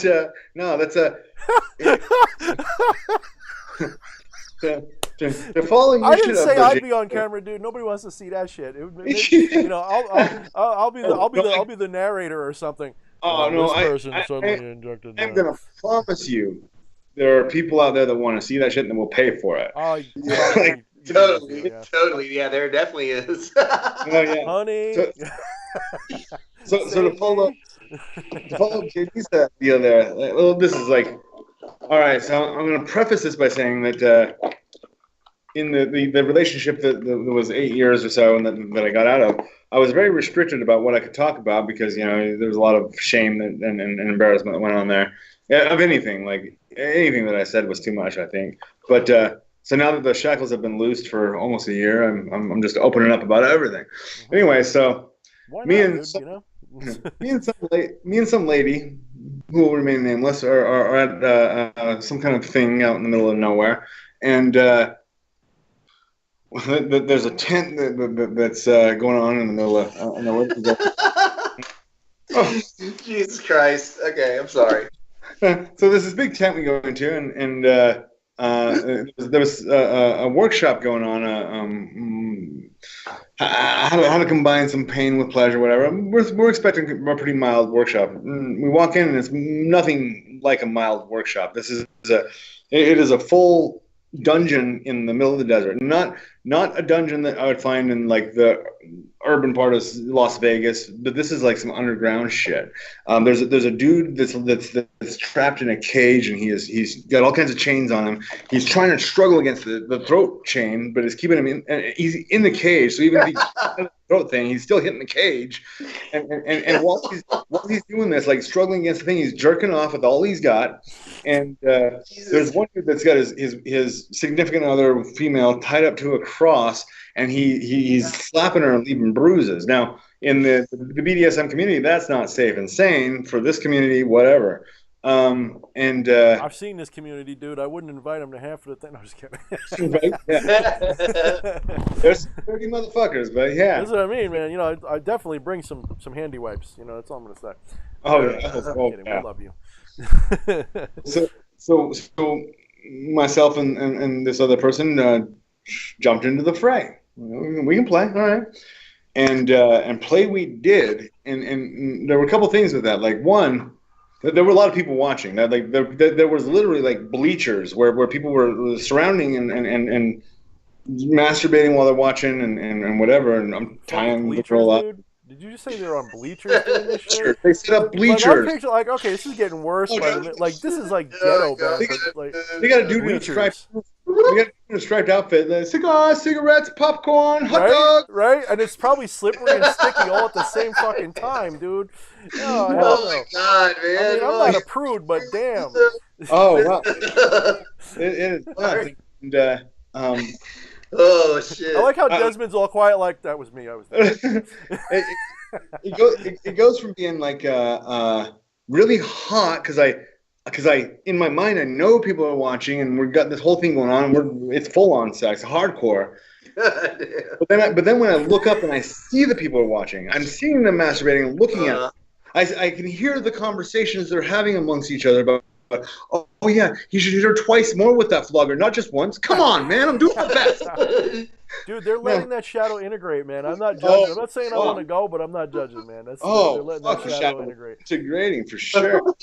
Yeah. Integrating. That's yeah. No, that's beyond it. Now the part that got me at a lot of the music festivals and the art festivals that go on in the middle of nowhere. There are a lot of tourists, looky-loos, that don't really know what they're doing, but they like to come through and take pictures of a lot of things. So this dude walks through with a full-on like Nikon camera, snapping pictures left and right as I'm just bug naked, just doing everything I can to this other person with bleachers set up and people applauding and booing and whatever they're doing in the bleachers. And oh shit! If it was anybody else, I wouldn't believe this story. But with you, I'm surprised this hasn't come out sooner. This is dude. This is like... I kind of wish I was taking pictures now. That is nice. Oh, but yeah, the dude got his camera snatched away, which was very thankful because I straight froze up. There was no more rock hard anything. I'm boom, whoa, like this shit. And now mind you, this is in like 2014 at the height of the trollism coming at me. And I'm like, oh fuck, the memes are gonna be nuts. Nuts indeed. Pornhub, here we go. Sigil charging channel. $9.95 a month for the extra KOETTING special. This is Thorne's binaural beat. JD's, Oh, so that got a little off the rails. Sorry, guys. No, they love that, dude. I think we just went up in the polls by I think we just won the election. Actually, hold on, let me check. Yeah, I'm gonna say just off the stuff I've seen in chat, I think you guys could make an entire stream just off of story time. Right, just story time. Not or even making answering JD questions, laugh. just story time. Just making JD laugh. We're gonna do a stream one time where it's like from start to finish. We're gonna give him some giggle juice beforehand, and we're just gonna whatever goofy stories we got. I guess I turned into a straight man as I got older. I used to be like weird, like now I'm like a straight. I'm boring. I'm like dad now. But here's something you do got going. Like honestly, man, I was telling my daughter about this. We're eating. Dude, we got some Chinese food last night. We got a shit ton of it, and we're eating Chinese food nonstop for the past couple of days. But anyways, we're eating Chinese food before we jump on here, and I'm like, yeah, man. I guess we got a few moderators. Like I'm still getting used to like having one moderator being Timothy, who's like splitting his attention amongst different things while he's moderating. You got a couple moderators in here. We got disembodied voices just gonna pop in. I'm like, I don't know what this is gonna be like. A disembodied voice. Oh shit, this is godhood, man. Like this is nuts. Like you've got a dude that he sounds like he's very friendly that just pops in and he's like, here's the things you need to know. And spectacular. Thank you for doing an amazing job, everybody, and for creating this reality that we could all come in and meet each other and have this awesome experience. This has been really cool. I did it for all of us in a way. I mean, it wasn't just me. You guys had to show up, and everybody here is people that I like to pretend I picked you, but no, this is what has to happen for us to have pleasure and joy and do what we're doing. So, like I said to you last night, why did you decide to respond to my chat? And you're like, oh, no, it has nothing to do with that, brother. We're supposed to talk right now. That's why this is happening. Mm-hmm. This is what happening. So, I appreciate my wife. I appreciate Nina. I appreciate Yepsen. Thank you guys, are fucking awesome. And Yepsen's like, there's a lot of questions. What should I do? I'm like, you're in the middle of, like, this is like, I don't know how to tell. Like, I challenge people to come in here and fucking interrupt this group and have anything to say that's gonna like fly. I mean, so he's a nice, sweet guy. So he's like, should I interrupt now? Should I do it yet? I'm like, dude, whenever you want, just jump in. So, dude, speaking of which, we got a super chat to get to. Oh, fuck me in the ass, dude! Put me on the fucking. Holy crap! Don't invite me. I have to tell the Thanks. story about when I worked at the strip club. All right. Well, anyway, go Yeah, ahead.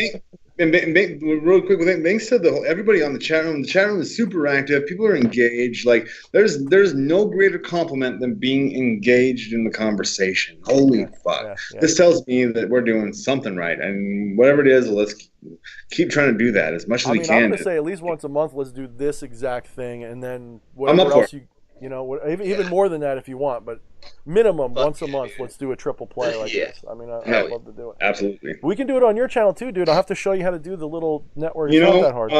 we could. Since I'm on your channel, I'll speak a little freely. My channel is a little micromanaged. Right, true. Yeah. There are JD knows this. There are people watching do it on your JD's show too. that. Right. Yeah. No, that is actually something. Just to take all the pressure and put it on your shoulder. There is something nice about coming on your channel. You're an excellent host in that you don't have rules. Or at least if you do, you don't say anything about them. And before you haven't broken a single one, I'll let you know when you do. Yeah.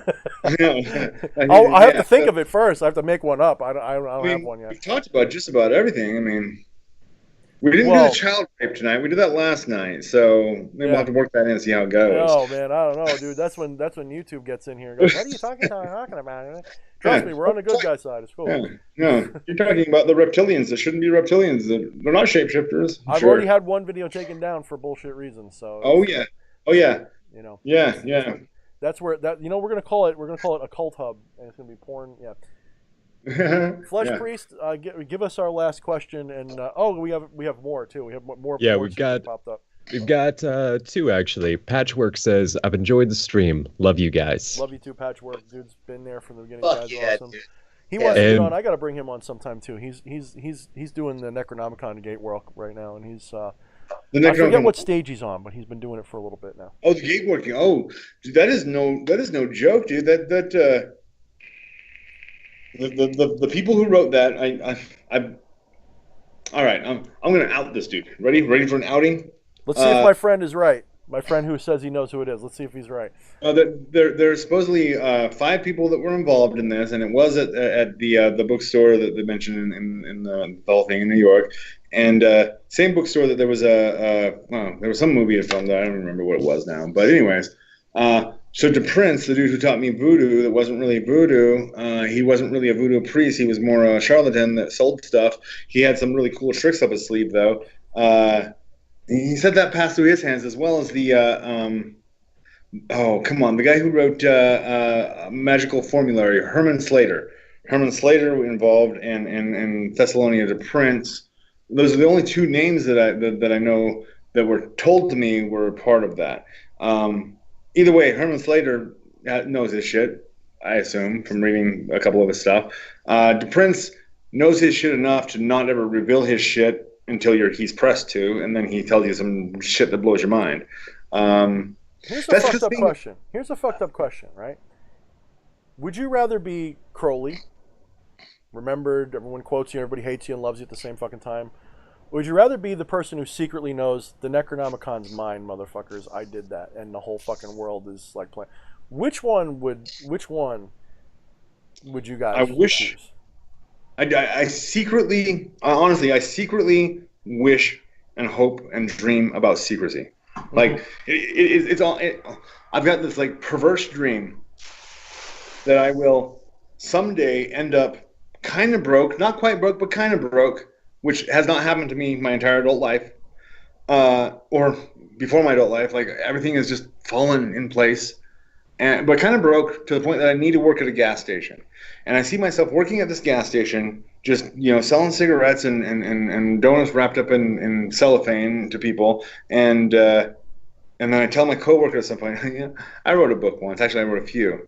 What? You were, yeah, it's no big deal. Yeah, it used to be a big thing, but so there's actually like the dream of the step down, the fall from grace, where I can just relax and be a dumb sheep, and there's like the ignorance is bliss dream, and unfortunately, I'm pretty sure it's just a dream. Yeah, so, probably is. Yeah. But now to maybe take that and add a bit of what the element you're talking about of is not ignorance. It's willful silence. You know how hard that is for me. It's impossible for me. It seems. Yeah. I learn anything cool, and I got to go share it with everybody I see. And it's a curse and it's a blessing and it's me, whatever. I would prefer, honestly, to be the person who nobody knows who I am, and I am God here, and nobody knows it, and that makes me more efficient at being God here. Well, that's already what you did, dude. Why do you think you were some dude doing, what you were doing before this? Why do you think you already had that dream? And that's true. I just did it in reverse. Rather than looking back, I looked forward and said, "You guys have no idea what I'm going to become." That's my Godhood for Dummies video. You're going to ascend and ascend and ascend and ascend and ascend and ascend and ascend. You go, I'm God. You're going to go, fuck. I kind of miss being Bob in accounting. I want to go back to that guy.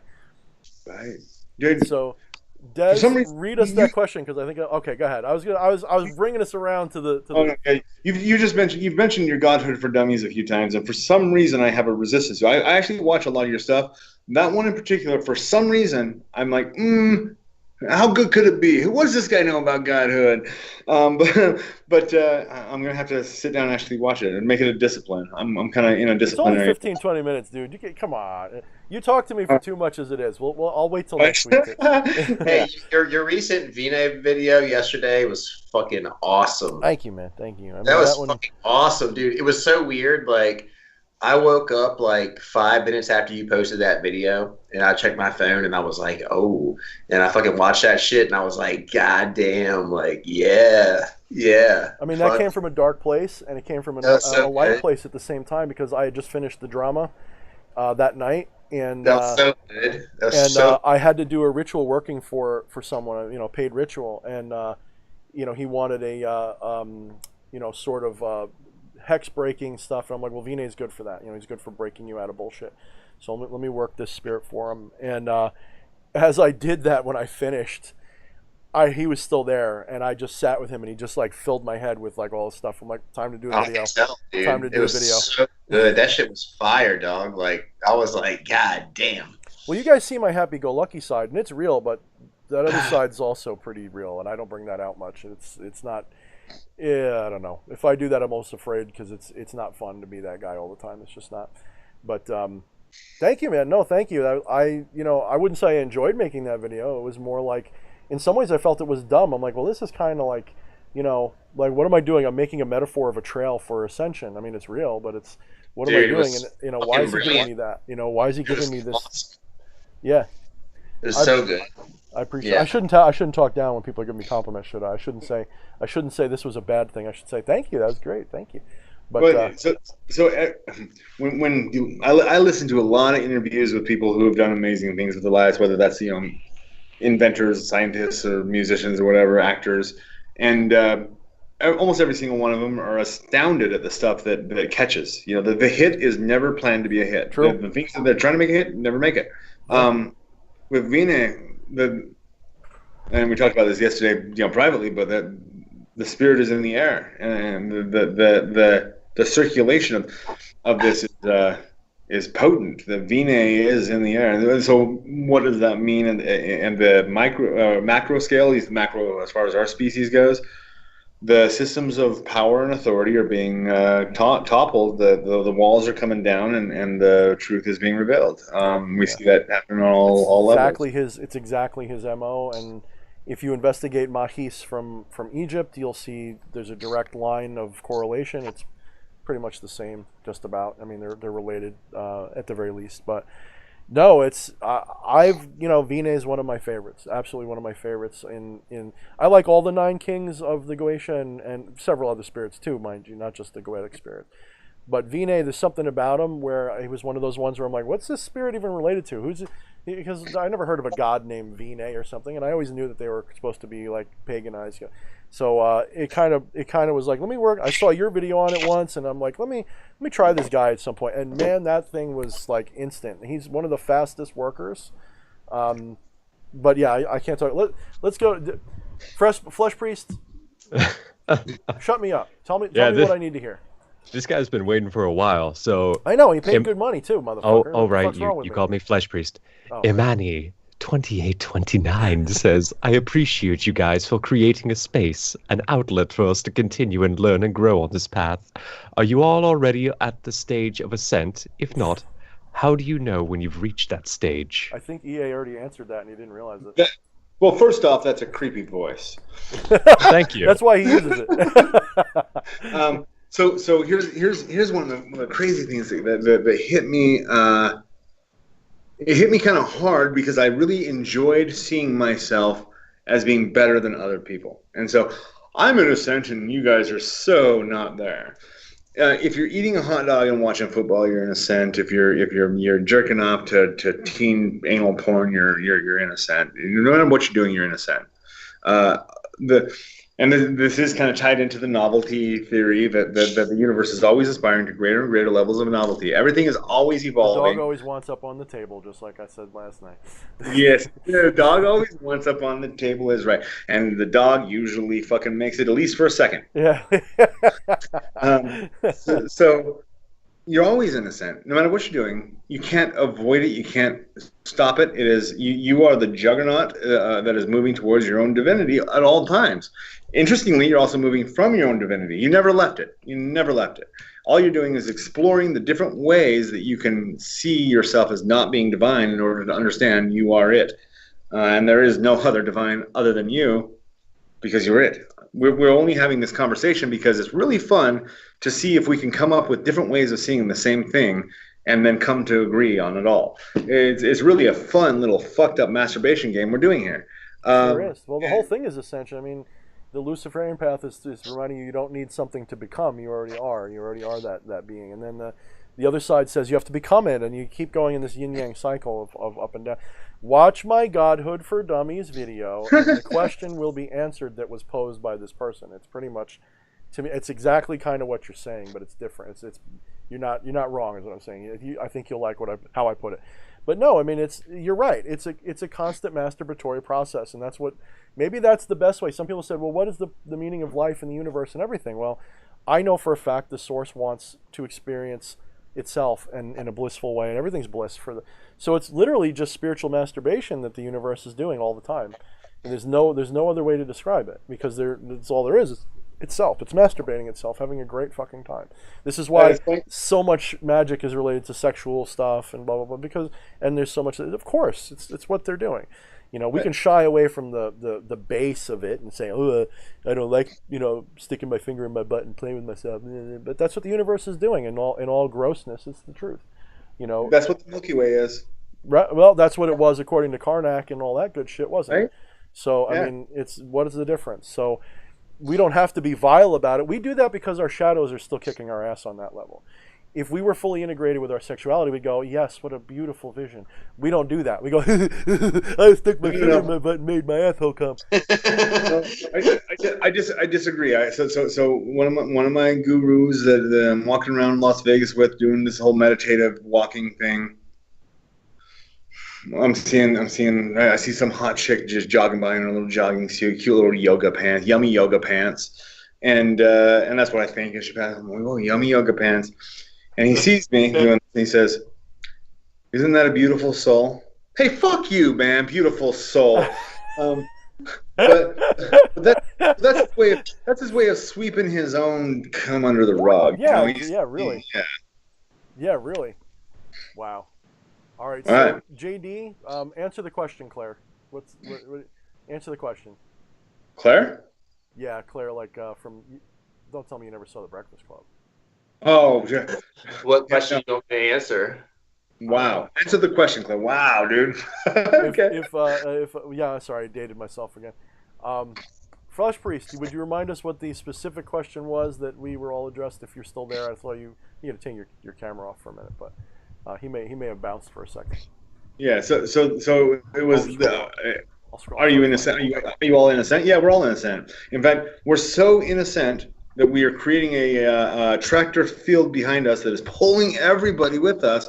But the cool thing is you guys are pulling us too, because the Emperor serves his empire, not rules it.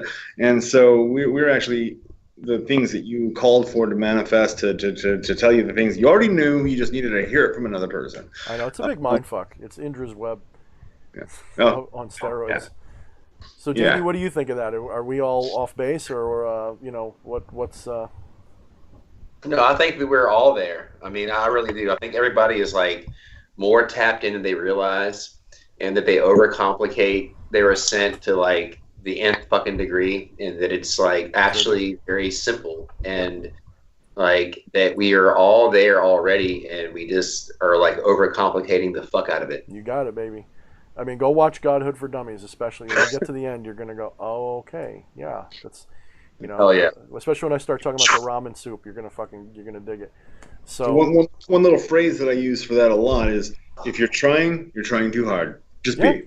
Well, it's Wu Wei. Yeah, just be. Fuck yeah. Fuck. And I'll tell you what, like, so for me being what felt best for me to be was to come and have this conversation tonight, and it felt best for a lot of people here to just be in here and to engage.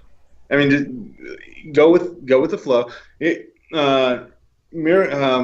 Course in Miracles is an interesting kind of new agey book, but it does touch on some interesting concepts. One of them is throw the fucking oars away. Throw the oars away. The river will take you, and it might not take you where you want to go. It'll take you where you need to go, and where you really are going to have the best experience. Quit paddling up the river, trying to do shit that's not going to work for you. And you're literally describing Wu Wei, in the Taoist principle of Wu Wei. I mean, it's literally what it is. So I think let's wrap it up here, because just for reasons, because I love that 5.5 hour stream, and I want to do that again, but not tonight. I figure we'll still talk for a little bit when we're done anyway. So I gotta get an 8-ball for that. Yeah, virtual one at me tonight, because last night. But where can the newbies? I really don't think anybody watching this doesn't know who we are. But for the newbies that don't know who we are, where can everybody find you both? And let's all plug our crap so they can buy our shit, and we can feel cool, and we can have our thing in the moment in the sun. JD, you go first. You've been quietest longest. Go, brother. Okay. Well, my channel is From the Light of the Darkness, so you can find me there on YouTube, From the Light of the Darkness. Check that out. And then my website is jdtemple.info, so check that out too. And you can contact me through my website, or my email is the same as my website, but it's jdtemple.info@gmail.com. But the best way to find me is on my YouTube channel, From the Light of the Darkness. And, if you do leave a comment and you want to get up with me, I will definitely respond to you. And I will, more than happy to help anybody in any way that I fucking can. I fucking love all of you. Fuck yeah. Fuck yeah. Totally. Absolutely. Thank you. Fucking thank you so much. Yeah. I mean, that's one of the awesome things. Jade, that's not a fake thing, dude. He does that from that's coming from his heart right there. He means it when he says that. There's a part of him that just loves. It just loves, and it just comes out. I would definitely trust him to. I mean, would it take me not even 24 hours to trust you with the right identification? I'm like, yeah. I can trust this guy with this shit. Hell yeah, this guy's gonna blow me up, man. And you did that whole drama that I went through. I'm not blaming you, but that shit unhooked a whole bunch of baggage, man. That was fucking great, dude. Hell yeah. Everything that happened. How often do you let other people perform ritual for you, DH?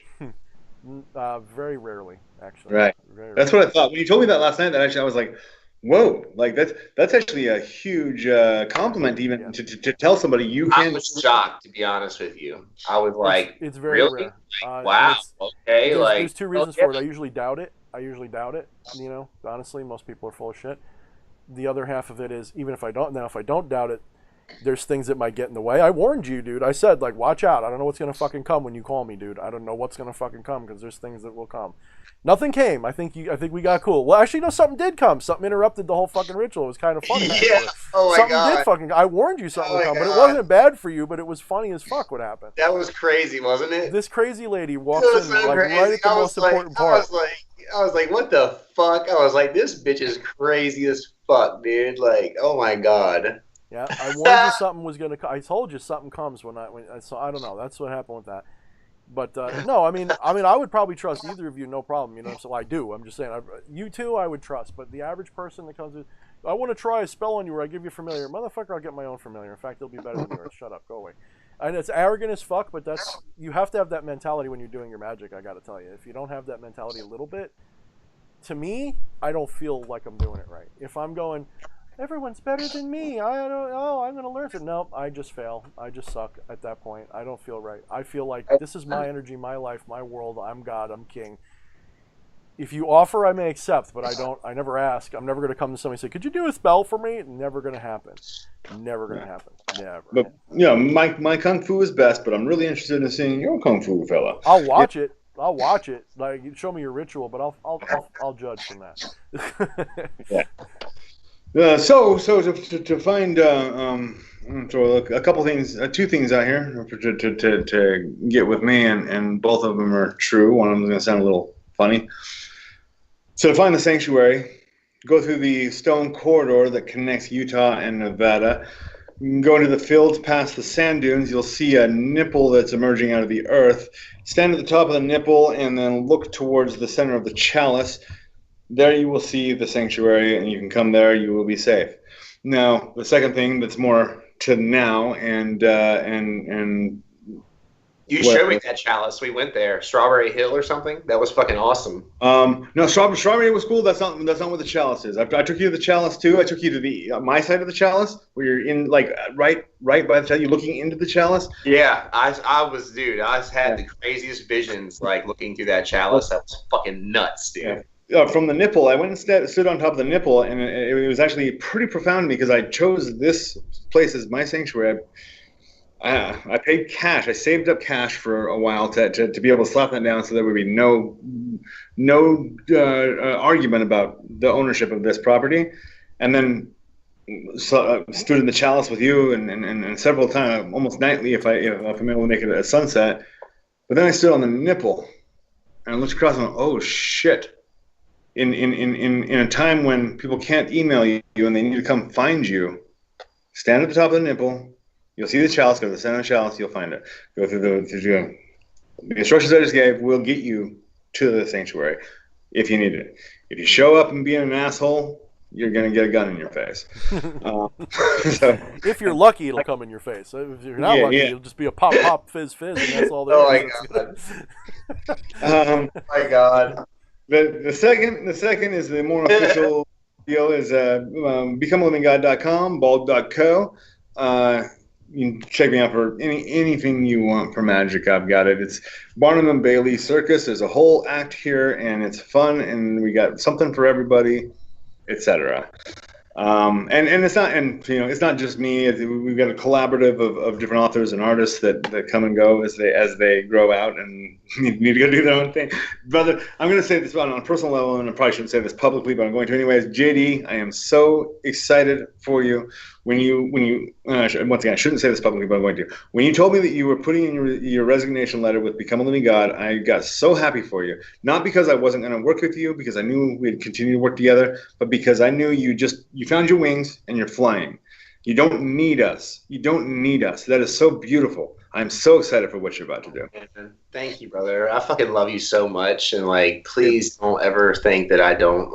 I fucking love you more than fucking any fucking thing. So thank you. Yeah. Thank you for everything. Fuck. Absolutely. If you ever have a moment where you're going, I wonder if EA is mad at me or never. Right. Good. Fuck yeah, dude. Yeah. You saw it on my channel, guys. It happened right? here. Oh God. Next week on Pornhub. What? Next one's on Pornhub? Oh shit. Next week on Pornhub. I'll let you know if I venture into that. I don't know that. I don't know if I want to know. I'll let you advertise it once or twice, but I don't know if I want. I might. You never know. You never know. I might get some emails. Hey Thorne, you want another right idea? No, we're good. I actually just bought a chicken coop 2 days ago. I have to go pick it up when I get back in town. So I'm going to have a whole fucking herd of chickens, and I'll be able to do that shit any fucking time. But I'm also going to love them and cherish them, and I'm going to eat the eggs. I'm going to fucking just love the whole experience. But yeah, I'm going to have access anytime. Anybody that wants to do that, I'm here for you, and I'll fucking hook you up. So yeah. Would you do what? You're not talking about fucking chickens, are you? No. That's the other channel. That's the other channel. Yeah, yeah. The- No, I'm the gonna love deification. them. I'm gonna eat the eggs, but I'm also gonna sacrifice them from time to time. So Do you eat them when you do that? Because I know you're just talking about like you don't eat flesh so much. Do you have people you can give the flesh to, or what? oh no, all the flesh gets burned. Yeah. Oh, okay. Oh, yeah. Oh, no, that's right. Yeah, no, okay. No, I remember. Yeah, that is. There's not much left after the ritual. There's nothing left. Not even bones. It all gets burned to fucking ash. All of it. Yeah. Nice. It's Nice. pretty, it's pretty wild. I mean, it's one of those Well, things. It's the action itself that'll mess with your head. I mean, you know what's going on. You know what's happening. The energy's flying around. It's not a very complex process, but it doesn't have to be.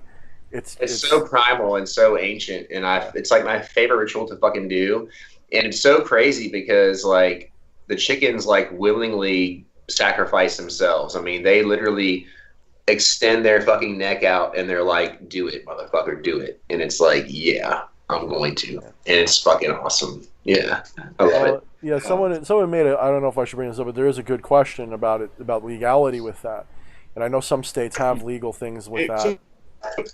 It is protected legally. I think it was Rodriguez versus the United States. Rodriguez won. I could be wrong about the case law, but it is protected federally. However, that does not necessarily restrict local law enforcement From having a problem with it. Yeah.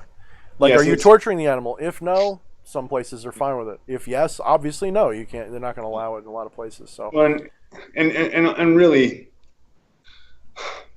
the right to remain silent is powerful, but that also means you have to shut the fuck up. Yeah. And that's not saying obfuscate from the police or anything like that. You're not required to answer a single question that they ask. Give them your name. Tell them the name of your attorney. There's no other questions you need to answer. Yeah, totally. And with that, you're not breaking the law. So here's the silly thing. This is why the Supreme Court has cleared it. Is you can chop a chicken's head off anytime, any way that you want, and it's fine. But if you say a prayer to Satan over it, it gets questionable by local law enforcement. That's bullshit. It needs to be challenged. Right. You can kill it and eat it, but you can't kill it and burn it. But they can kill it and burn it if it's got a disease. You can do. Now, I mean, my position on it, if we're going to talk about it, I don't care for it. It's not generally how I do things. But it is something that when JD offers and he says this, and I go, well, what's going to happen to it? If I don't take it. And he says, well, I'm going to give it to somebody else. I'm like, no, then hell yeah, I'll take that energy. Of course I will. I have a pet chicken in the astral now, just so you guys know. I'm not kidding. Like I literally I found it there afterwards. It's even if it was just to console me, of this idea, and it was so powerful. It changed so much stuff. I'm not a moralistic person, but I do have empathy and I do care about animals and stuff. So, but I hunt. What's the fucking difference? I hunt. I eat a lot of goddamn meat. What is it? I'm still sacrificing the animal to myself. What's the difference? So, and I imagine you could invest in that and grow it a bit, and it could become like a giant chicken that would go get in like royal battles with other entities and shit. That would be pretty. That's a cool. Make it like Pokemon in my astral there. Yeah. That's what I was thinking too. Actually, that's the fun with in my mind too. I was like, fuck yeah. He starts off as just the little pecker, but then it becomes the great giant cock. Yeah, that'd be pretty fucking cool. Gigantor Thundercock, right? And he just Oh my god. Yeah. It's always gonna go back to cocks, Like we had to get away from penises somehow. It's such a lazy word. Oh my god. Guys, all right. So if you're here, you know all about me probably, but my channel is obviously DH Thorne. You can find my everything in the description. I've got my books, I've got my Patreon, I've got my Teespring, which is hopefully working. Somebody said it wasn't, but I didn't get a chance to check it. I think Teespring works. It's just they might have shut the store down for some bug. It's all in there, but also go to www.mindtheshadows.com. That's always getting changed and updated. It's my blog/website. If you want ritual services, you can find them there. Just search around the website. I mainly only do rituals after a in-depth consult because I don't like to just give my energy away for free, especially when it's a major working. But for minor stuff, you want like candle spell, a little reading, that's a different story. We can talk about that. So check it out, and I don't know, guys. We'll do this not too often. We want everybody to get a rest because this is intense shit. But maybe we'll do it next week. Maybe we'll do it the week after. I don't know. Whenever you guys are good, just let me know. And you guys always can come here if you want to get away from the grind and you just want to talk consider this the corner bar where you can just talk about shit. This is the place to come. This would be a great place to do it. There is a real value to the novelty of ritual. You don't want to turn it into a daily prayer, nightly prayer. You want to make it special, but you want to do it enough that you're causing a reaffirmation. Yeah, Absolutely. Yeah. and this is there is something powerful and solid being formed here. That's the base of something big. Yeah. Yeah. Well, I hope so, man. That's where I'm at. But friendship comes first to me always. That's always the first thing I look for. So, yeah. But I feel like we got that like just blowing out. So it's great, man. It's fucking great. Like I said, man, if you disappeared, like said, fuck, like if you became that guy you talked about, I'd still be fucking ringing your phone off the hook every now and then. Like, what the fuck, dude? Let's hang out. Like, what are you doing? I gotta work at the gas station tonight, man. I can't do it. Well, I need gas. I'll be there later. Thank you, JD. Thank you, brother. And the same thing goes to you, dude. I mean, I'm only just getting to know both of you. I know. Oh, here we go. I've known you a little bit longer, EA, but both of you guys have that same fucking. I'm doing that Kanye West thing, calling it dragon energy a lot lately. I don't know what the fuck's wrong with it, but you both have that same fucking deal, and it's awesome. It's not little dick energy. It's not. There's no competition. There's no fucking this and that. It's just let's enjoy each other's company, make videos, have a good time, sell this if we have to make our worlds go around. But this is what it's about. It's hanging out with good people watching, making that community happen. That's what it's about, right? That's what it's about for me. So Yeah. Hell yeah. Yeah. all right. Yeah. Thanks, guys. Thanks, everybody. I'm going to end it here. Ready? 3, 2, 1, click. Okay, maybe click. Okay, 2 clicks.